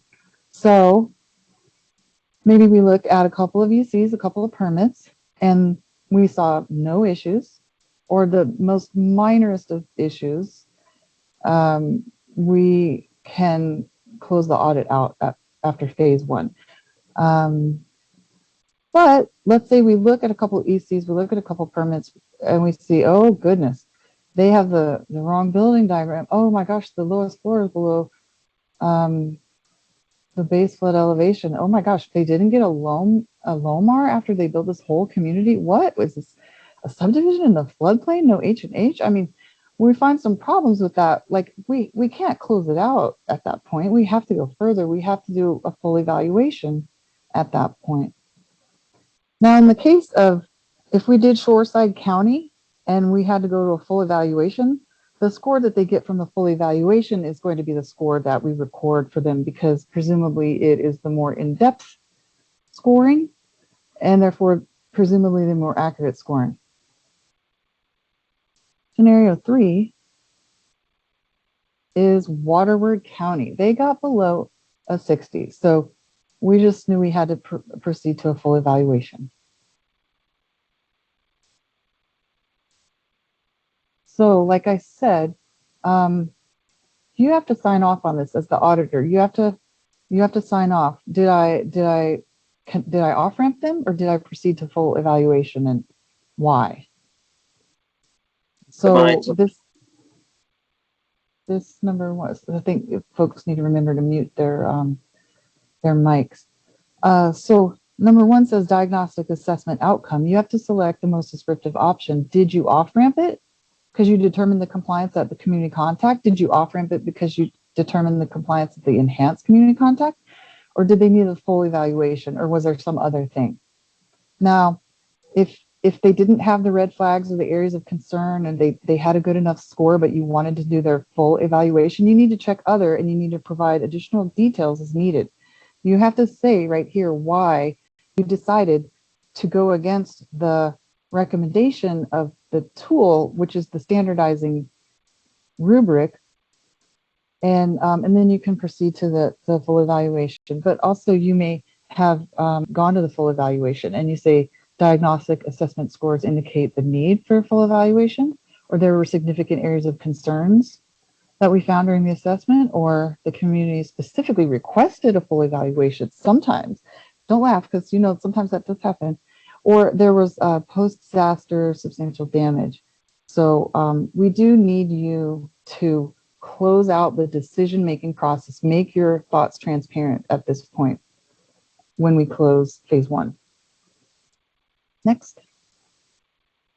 So we've completed the diagnostic assessment. You've made the decision if they are going to go deeper into the evaluation or not. And then you have a score. You have a score either at the community contact, or you have a score at the enhanced community contact, or you have a score at the full evaluation. But now we have a score that shows just their snapshot in time. And you still might need to do technical assistance and phase 2 follow-up. In fact, I suspect more often than not, even if they have a good score, you're going to have to help them probably with some little ordinance thing. Next.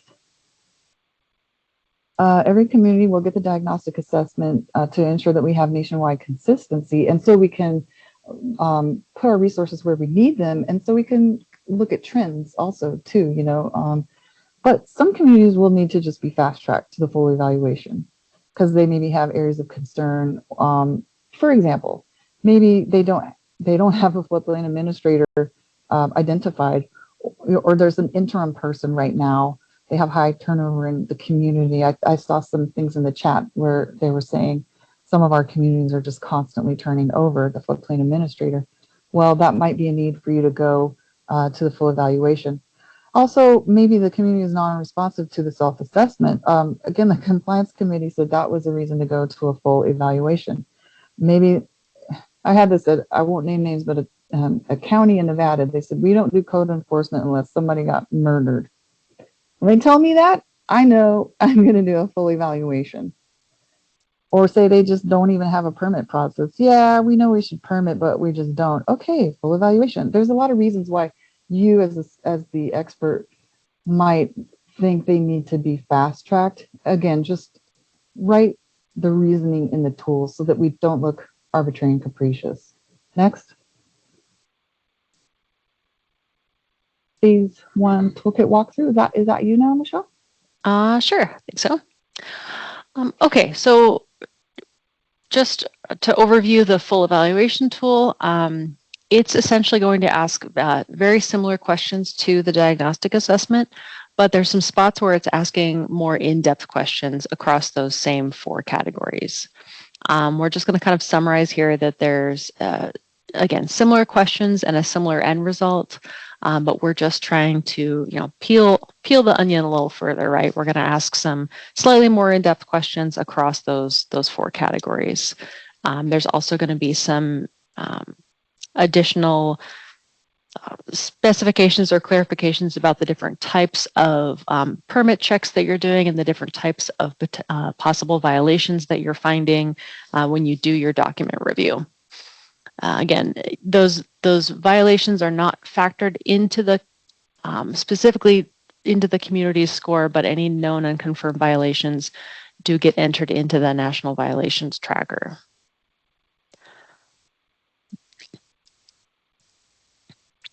So just sort of a side-by-side, because this is a little bit hard to do while flipping back and forth in an Excel spreadsheet. For example, you've got questions about the ordinance review and the ordinance findings, and that will relate to the ordinance assessment tab. But over here in the full evaluation tab, you also have information about the community's compliance with the standards. And so some of the questions, the tool is going to have a feature where if the questions are a clear one-to-one, should automatically pre-populate similarly to the self-assessment questions, pre-populating some of the answers in the diagnostic assessment. Again, trying to make it a little bit more efficient for you as the auditor. If they've answered it in an earlier phase and that same answer carries over, the idea is for the tool to carry that over. However, some of the diagnostic assessment questions are just sort of a summary question. Whereas in the full evaluation, for example, Sarah said, well, there's going to be instances in the full evaluation where I want to really dive into the document reviews and understand what exactly they're having trouble with. Maybe the permits issues are with floodways, or maybe the permit issues are with structures with insufficient flood openings in the crawl spaces, or maybe they don't have any problems with all of these things with new construction, but they're not doing any of their substantial improvement or substantial damage assessments and determinations. So this will really help, again, kind of roll up those themes of where we're seeing compliance issues. Is it typically with basements or insufficient elevations or floodways or unpermitted fill or SISD? This kind of thing will help us really, again, quantify where you're seeing those pain points with communities. So we're going to go a little further than here's the number of permits I looked at, and here's kind of the general sense of what the compliance issues are. And in the full evaluation, you can really start to enumerate those various things that you're seeing from the community. Similarly to the diagnostic report tab that I showed earlier, the full evaluation is also going to have a separate report tab, so that as you're scroll down here, make sure I'm not missing some things. That diagnostic report tab is going to summarize the things that you've entered in the diagnostic. Again, similarly, that full evaluation report tab is going to do that same roll-up feature in the full evaluation. It's going to take your scores that you're applying in the full evaluation, any of the findings and descriptive elements that you have here, as well as your recommendations for how to fix those as an auditor. That will sort of roll into some phase 2 tools that are still under development, as Sarah's going to talk about next. But just wanted to show you that there's going to be some similar summary and reporting functions that will help you as the auditor do those final reports that you're going to provide to the community. All right, a couple of more knowledge checks. Got 2 back-to-back here. One's a true or false. An audit can be closed regardless of whether or not there are follow-up actions needed. So can you close an audit if you still have some follow-up actions? Can you score the community, yes or no?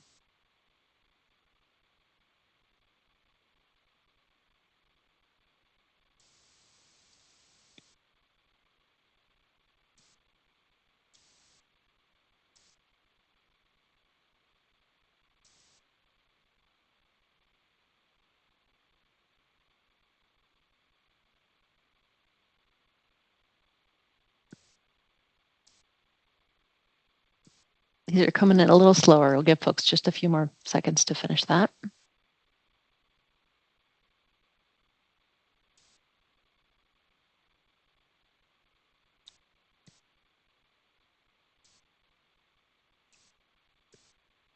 All right, our answers were a little more split on this one, but the correct answer is true. You can actually close out an audit at the diagnostic assessment phase or at the full evaluation phase, regardless of whether or not there are any follow-up actions needed. Some of those follow-up actions will then roll into phase 2, again, which Sarah will talk about. But the idea is that you can take that snapshot, obtain the score, figure out where the community is and whether or not they need some additional support or technical assistance or follow-up to to close out violations, you can still close phase 1 and give them a score before moving into that technical support. The second knowledge check here. Which of the following does not happen in every audit? So again, that idea of the progressive nature of the audit, some communities may not need one of these 4 things.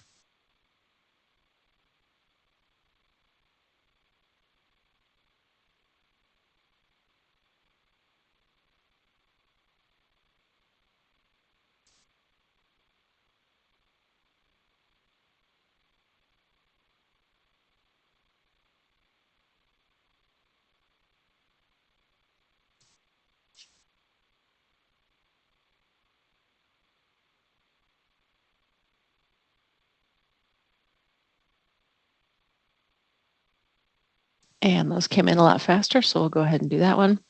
Correct. Not everybody is going to need a full evaluation every time they get an audit cycle. Every time there is an audit of a community, you're going to have the community fill out that self-assessment. You're going to do that ordinance review and look at their regulations. And then that community contact, that early diagnostic is part of every audit.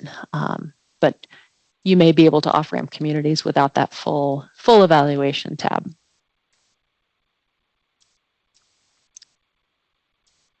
All right, so in summary, before I turn it back over to Sarah, the goal of developing this this diagnostic assessment and full evaluation, this phase 1 toolkit Excel spreadsheet, was really to take all the information that we learned from the compliance committee about what was important, what the 4 programmatic themes of a community's compliance health were, so that we could, again, more efficiently and in a more standardized way, assess the health of communities in the NFIP across the U.S.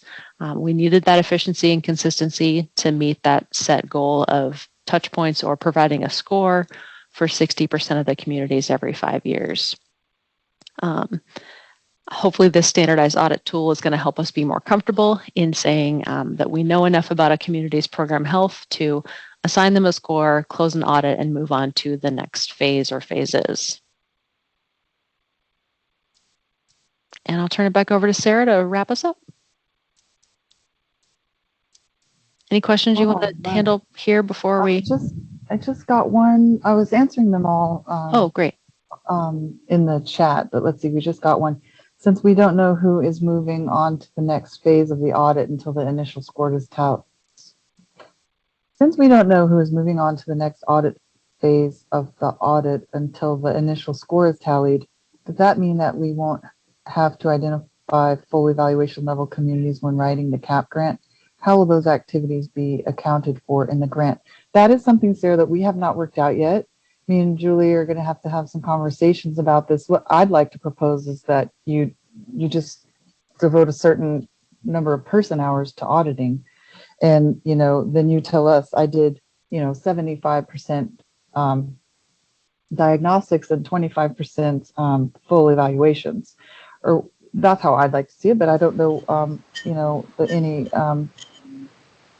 what the CAP means. Sorry. Oh, is that Julie? Yeah, and so the thing that we've identified in the CAP program, I think me and my team, we realized that we need to, you do have it in your dashboards, but we need to try to create an easy way of tracking communities over the 5-year cycle as far as whether they've been audited or not. You know what I mean, Sarah? So they can... it is in our current dashboards, CAP dashboards that we push out. You can see in the CCI measure, like what communities are in there, because that performance measure, in essence, is tracking the 60% over a 5-year period right now. So I think it's just this transitioning thing, like Sarah and I said, we will do the heavy lift in. And we want all your ideas of what works and what doesn't, just like Diane said. So right now we're just spending some extra time and, continuing to present information to you and get your feedback on it so that this can be successful. Yeah, we certainly don't want to ask anything unreasonable of you. We want to be reasonable. We've been in your shoes before, even if we haven't worked at the state exactly, where we've had to be responsible for this certain workload and of, CABs, CACs, audits, what have you. And we do need your ideas for what's gonna help you. And like I said, what I would like to see as well is how many person hours you're spending on phase 2. I'm going to talk about phase 2 and 3 here in a minute, but I'd love to see how many person hours you're spending on phase 2. It doesn't mean if you spend a lot of person hours on phase 2 that you're bad auditor, you're doing, something wrong. You may have some very difficult audits to close out. You've closed phase 1 of the audit, but the whole caseload isn't closed until phase 2 is closed, or enforcement phase 3 is closed. I used to do CAVs and CACs for Region 9, and I had a couple of them legitimately open for 5 years. 5 years, back and forth, constantly in communications with the community. They were constantly in communications with me for 5 years. There was just so many problems we found with these communities that it took legitimately 5 years to finish, to fix all their issues. So I'd love to see something like that, where we can track how many hours you're using in phase 2. And so maybe we can't predict these things. Maybe it's just everybody has to spend 100 hours doing, phase 1 and 100 hours doing phase 2. And if what you didn't use for one phase, you use for the other phase or whatever. I'd love to see it a little bit, a little versatile. But we're not deciding that today. So for new CRS communities, they will need a full evaluation as part of the application process, like the CAV requirement now. Great question, and we're going to have to talk to the CRS committee about that and coordinate on that one. Will the 5-year cycle be reflected in the updated CIS database? I don't know what you mean by that. It is. We do have that in the modernized CIS, Sarah. We do have this performance measure, and there is new tools where you can put in timeframes, and so you can put in the 5-year time frame. We haven't tested those yet, but since I've been working with Juanita, yes, that will be in the modernized CIS. Okay, thank you for answering that. When the tool suggests we should do a full evaluation, how do we prioritize which communities to do a full evaluation first? We have 1,100 NFIP communities, and it's likely we will have way more full evaluations needed than we can do in a year or even in a 5-year cycle. That is a great question. Again, this is how we're going to be working with Julie and Cap, and how do you get credit for doing all the hard work that you do. We don't want to hem you in where you have to count these widgets or whatever. I'd still love to see it as like person hours. So how you prioritize, if everybody needs a full evaluation, maybe you prioritize by the score that you got in the diagnostic, and you go and help the worse scored communities first. Maybe that's a tactic, but that's something you could definitely discuss with your region and with your CAP coordinator on how you're going to be managing your workload. And we do acknowledge that we might get some surprises. We might get some surprises when this gets rolled out, and something could just like be a huge, very unwelcome surprise with maybe it's workload, or maybe it's any number of things. We just know that's going to happen, and we understand that this is new for you, and understand, please, this is new for us. And we're just going to have to stay in good communications with each other. FEMA regions, FEMA headquarters, states, we're going to have to stay in good communication with each other, and just try to deal with these surprises as they come up. We know you do good work, and we want you to get credit for that. And we want these things to be documented. With 1,500 plus communities, I'm concerned about how to meet both the 60% target given existing funding and staffing levels. The unknown aspect of how many communities and which communities will require the full evaluation will make program planning difficult. Agreed. You're right. That is a little unnerving because we can't predict it. As we do this over the years, we'll get better at predicting it. But when we roll this out, we understand that it's going to be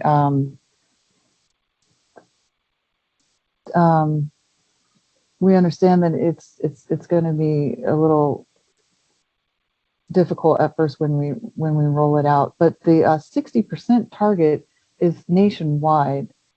60% target, 60% of our communities nationwide. So if you work with your region, you know, maybe some other state can do, you know, would do more diagnostics and you would do more full evaluations of what have you, but it's 60% nationwide every 5 years.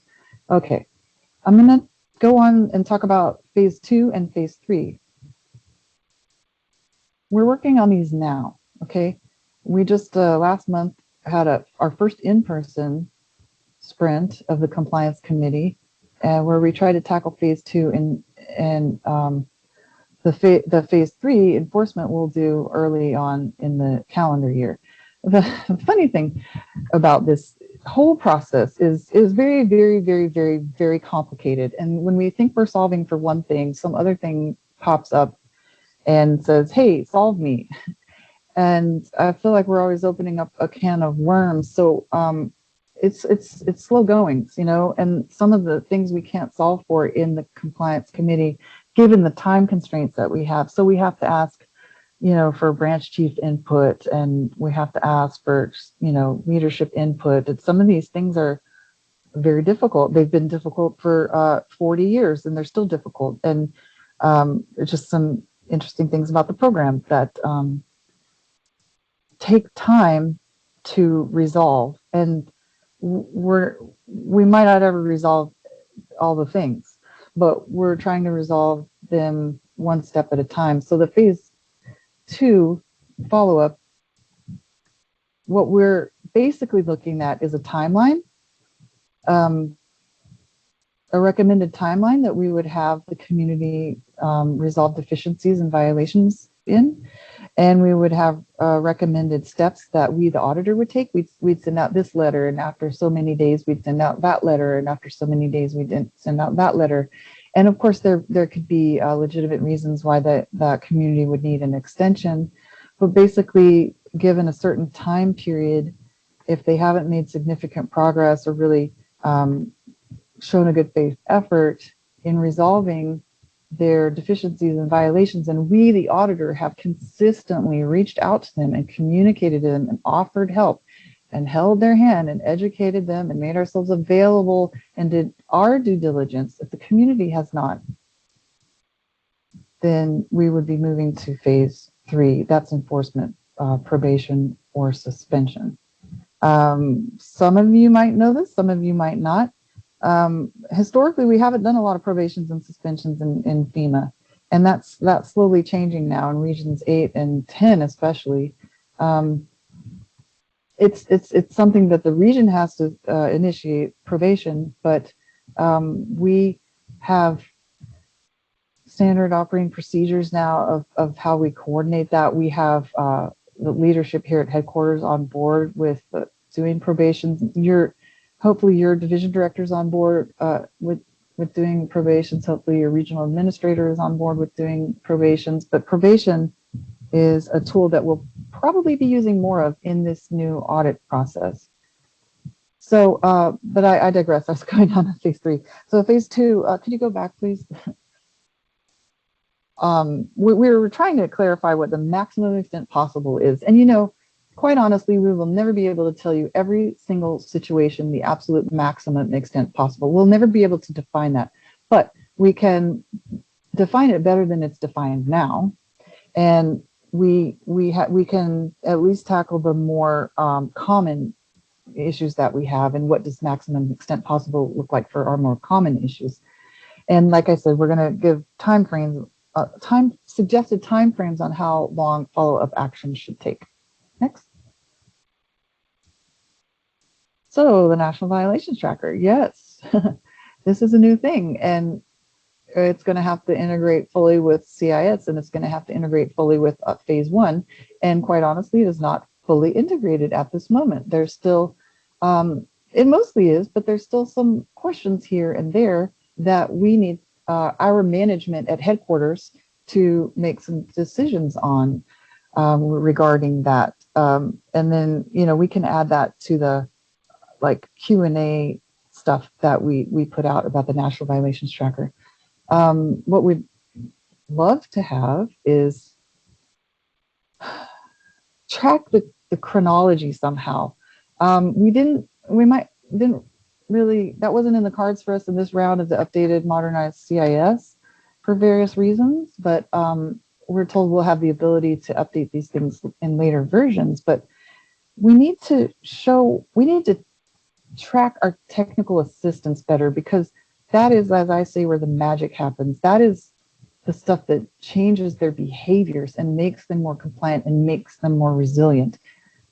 And we don't get any credit for that right now. There's no way that we track that now, and there's no credit that we get for that. Like when I'm telling you these couple of calves that I did several years ago that legitimately took 5 years, people were always asking me, why is this open 5 years? Why is it? I'm like, are you serious? I had like 200 violations here and 14 post-hurricane ordinances there, and I had to work with this branch of their local government to run their permits through this branch, and that I had, it was so much work, and I got like no credit for that. 5 years of my work life, off and on devoted to this, and no visibility on that.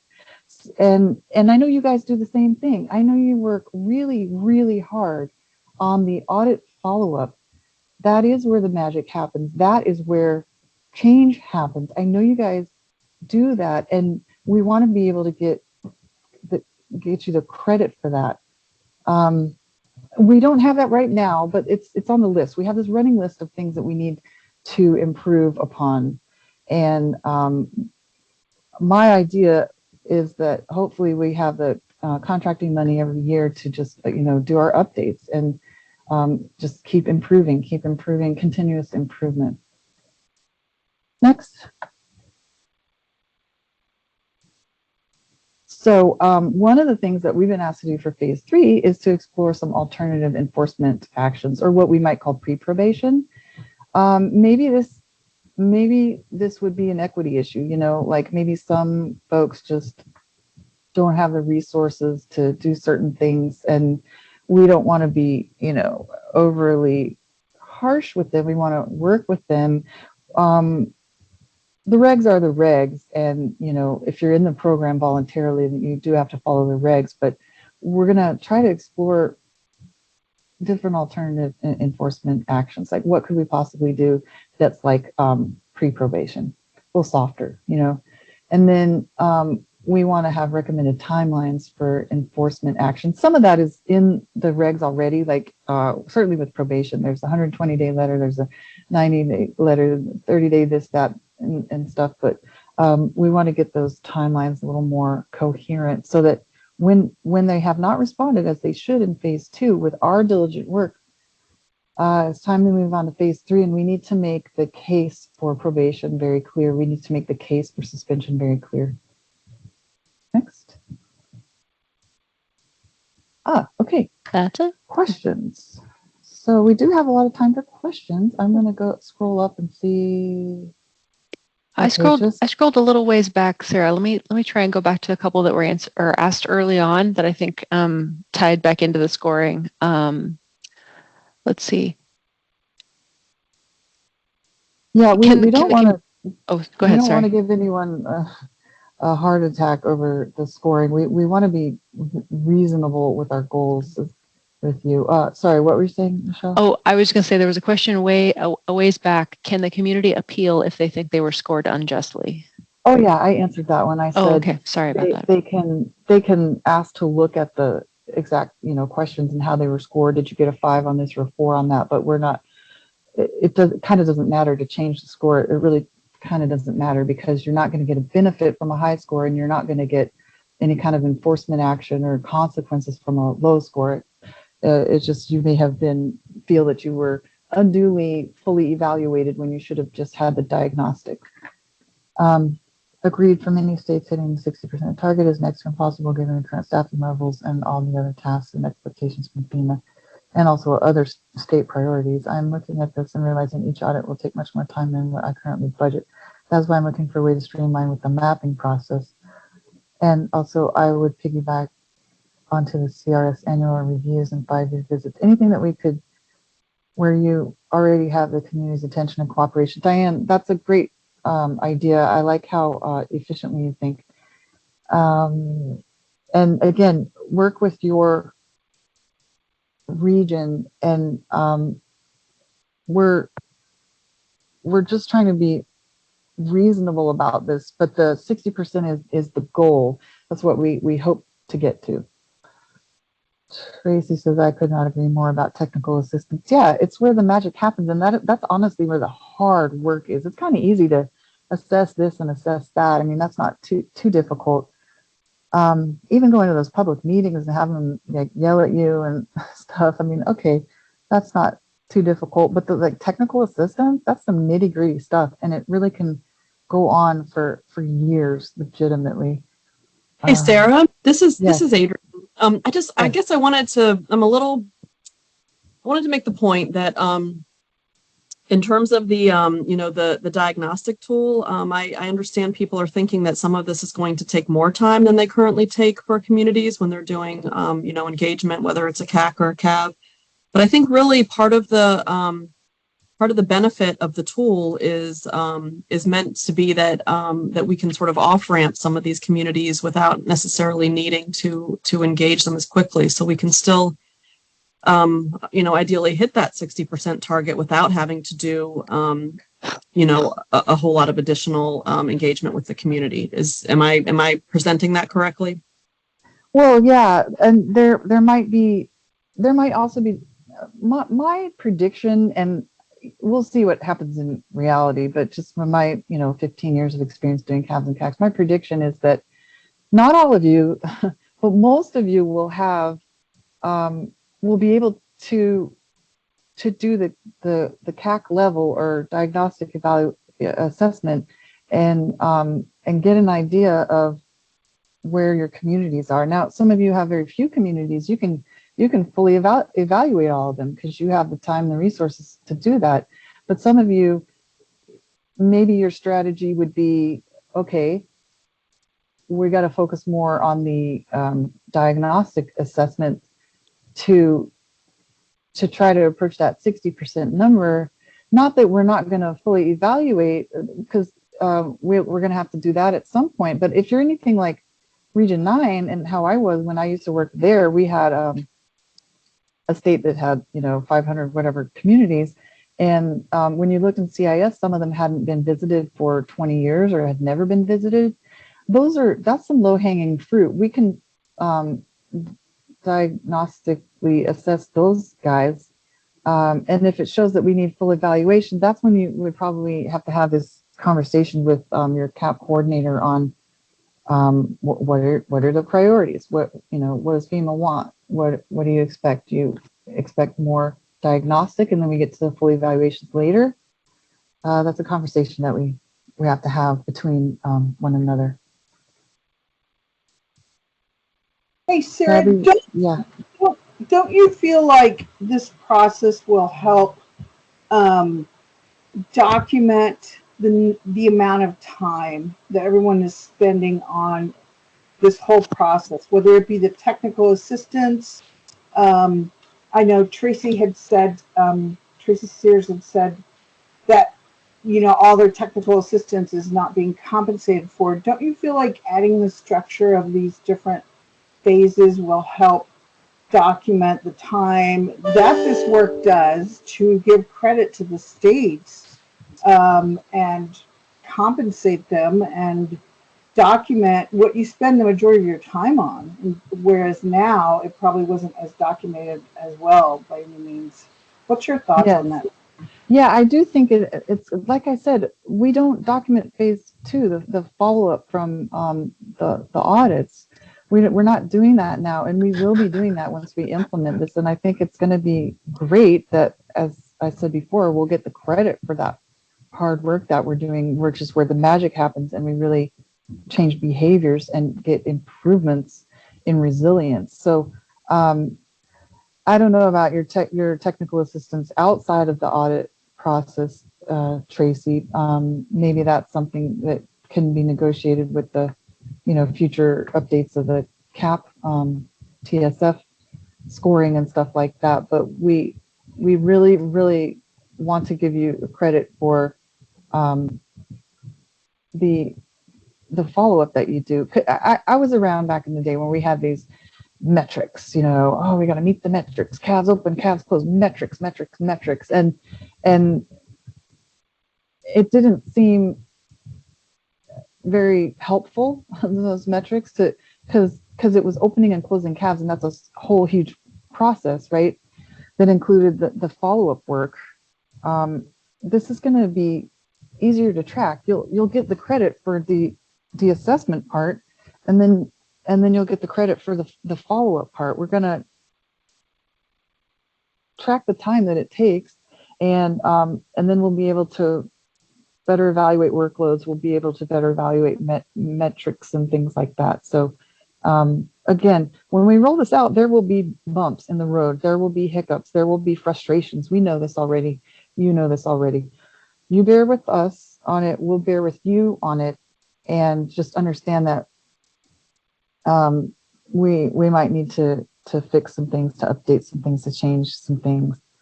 And it's going to happen at the speed of government, as you well know, but it will eventually happen. We want the reasonable workloads. We want success. We all want success, and we want to make that reasonable.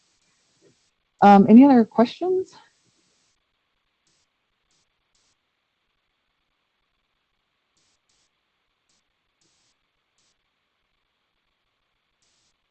I think we answered all the questions in the chat. You can put more questions in the chat if you want, or you can just come off mic and ask if you want. Hey, Sarah, this is Katrina. I think one thing, I'm reading through all the comments, I think there's a lot of comments around the 60%. I think this is Katrina Tavenlar, one of the folks that have been helping FEMA redesign the whole process. And one of the things that we're finding is that, if we're not meeting that target, that's justification for us to Congress, to our funders, that there is more resources needed. Right now, we're not able to document truly what is needed. And so there is an aspirational goal out there to get to 60%. But if there is difficulty in achieving that, then we have a way to say why, to say, what is necessary and required to meet that metric. A lot of the metrics around have been designed after the very successful NVIEW metric that you guys may be familiar with. And that has been a very successful way to communicate to congressional members and Congress in general about the necessary requirements and resource needs in order to have a functioning, mapping program. And so we're trying to replicate something similar for floodplain management that allows us to justify the resource needs. And so if we aren't able to achieve that, we'll be able to say why and what additional resources we need to do that. And right now we don't have anything like that can help us articulate that well. Well said, Katrina. That I think that's helpful for people. We're not trying to break anybody's back, but we do need to collect data and tell our story, and make our requests. Yep. And I want to also relay more about the efficiencies that we're trying to capture. We're not going to get any, just to be transparent, we're not going to get additional funding from Congress if we don't say we're also trying to improve ourselves and to be more efficient and use our dollars wisely. And so part of being able to advocate for additional funding is a requirement to also show ways that we're being more efficient and ways that we're showing how we're really looking at ourselves and making ourselves accountable for this process. So part of this is a broader play too, to get additional funding, but to show our funders that we're being efficient, that we're looking at things, that we're being we're managing these dollars correctly, and that we're showing our work. And so there is a lot more process than what you're used to in terms of like cataloging, capturing, et cetera. We're trying to find ways to make that more efficient for you. But the ultimate goal is also to get, you know, to justify why that is and to show our detailed work around it, so that, again, we can get more resources when and that we're showing that we're being good stewards of taxpayer dollars. That's Katrina. That's a great point. This is Adrienne again. That's a great point. You know, we are not afraid to ask for more funds to help us reach our goals. But it's really hard to get that money without having a good story behind us and some good data to back it up. To your point, so I love that you brought that up. I will also say, you know, when Congress does pass the FY24 budget, and our fingers crossed that'll happen before too long. But when they do pass it, we do expect it to include an additional $5 million, you know, for CAP to help us with increased resources there. So, and I mean, and as you guys know, we did recently go from 10 to 15 million. So we are trying to help to fund additional resources and to help to get those in place so that we can, you know, do what we need to do to help reach our goals here.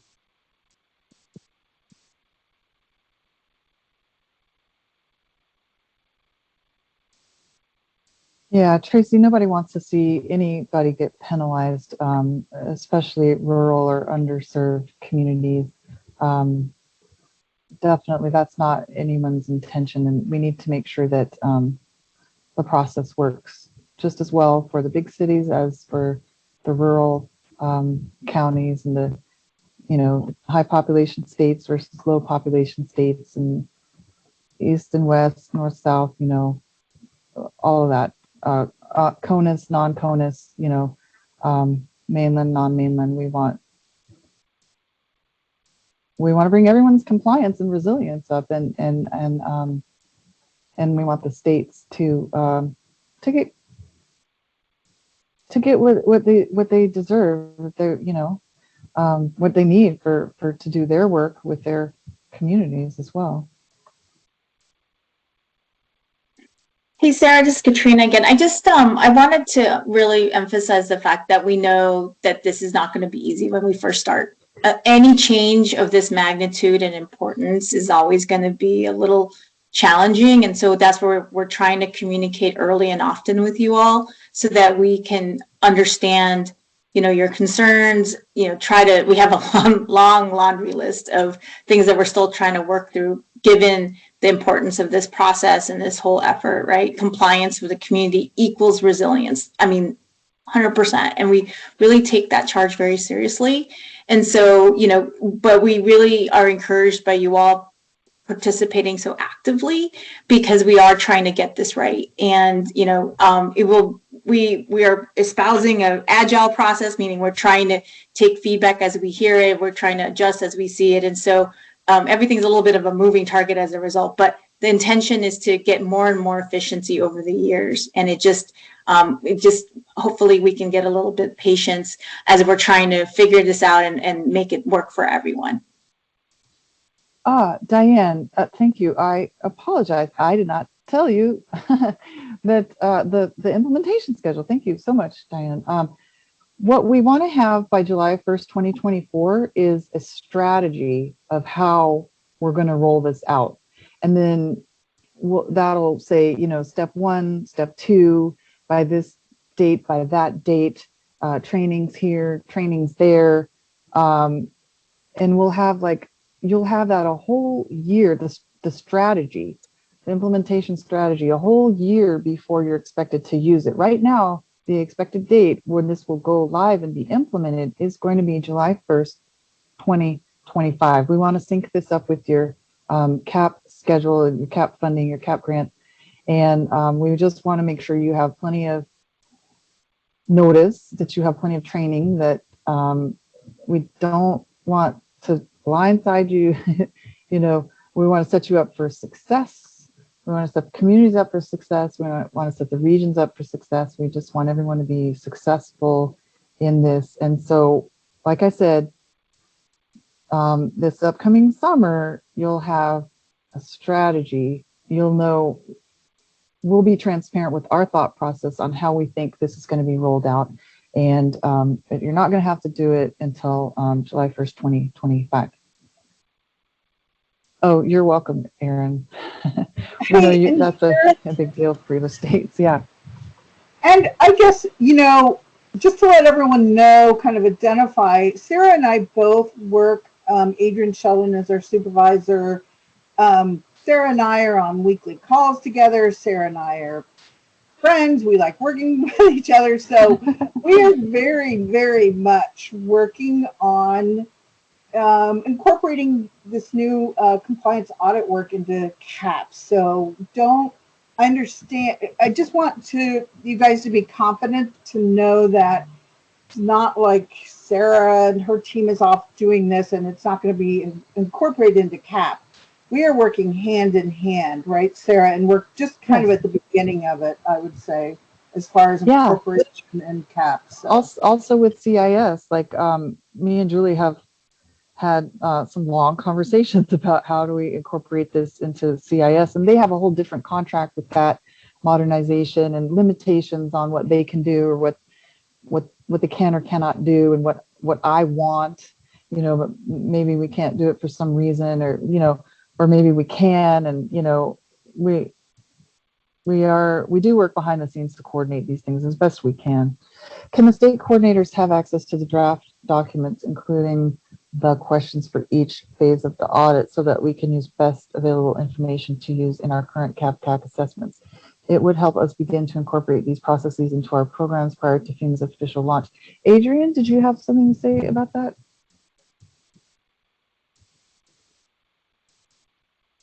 Hey,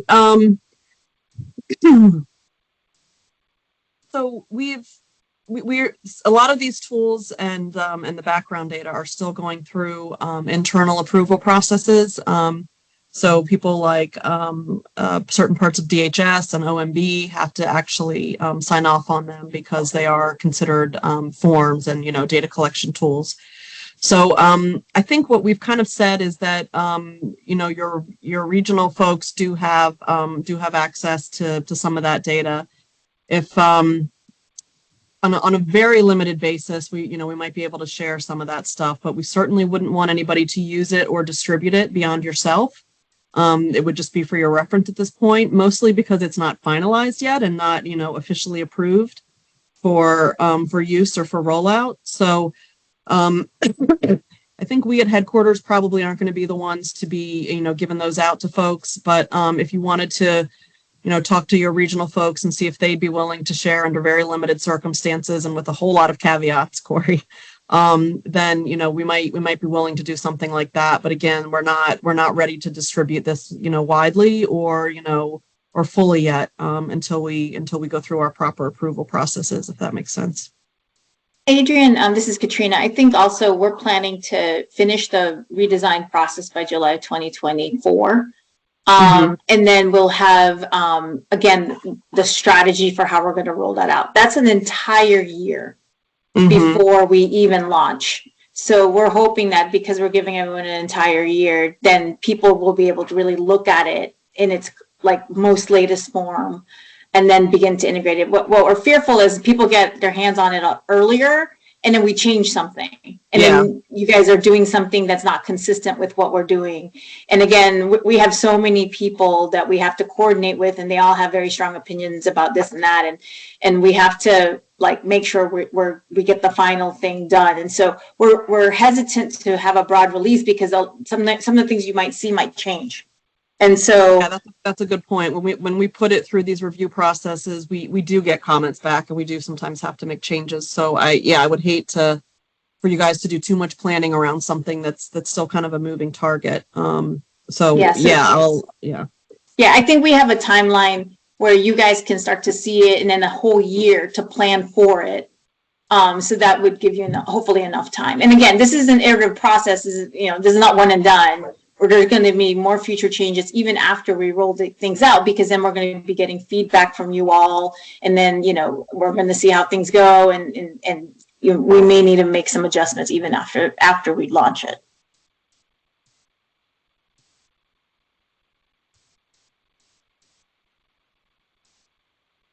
Thanks, Sarah and Katrina and everybody. Any final closing thoughts, Sarah, you want to leave us with before the top of the hour? Well, just I want to thank everyone for joining us. I want to thank everyone for asking questions. I want to thank everyone for giving comments, and thanks for listening, because I do feel like we're trying to communicate this with you, and we're all professionals here, and we all have experience doing this, and we all have limitations and issues, with workloads or doing our jobs or whatever. And I just want you to know that we're all trying to coordinate and be reasonable about this, and take things into account and change things and improve things. And I think, it might be bumpy when we start this off, but I really do feel like this is an improvement about what we have right now, which is really not very transparent, not very standardized, not very well documented, we can hardly even do data analysis on it, or even show our work that we've done from previous years past. So this is an improvement, and with your help, we'll just keep improving it, with your feedback as we give you these briefings, or as we actually implement it, and you tell us where it's broken and what we need to fix. We really need your input, because we do understand that you do the most of the assessments. You do the most auditing at CABs and CACs, more than FEMA ever does, and your feedback is very useful to us. So please keep giving us that, and thank you again for your time. More later. Yeah. Thanks again, everyone. Appreciate it. Have a great rest of your day.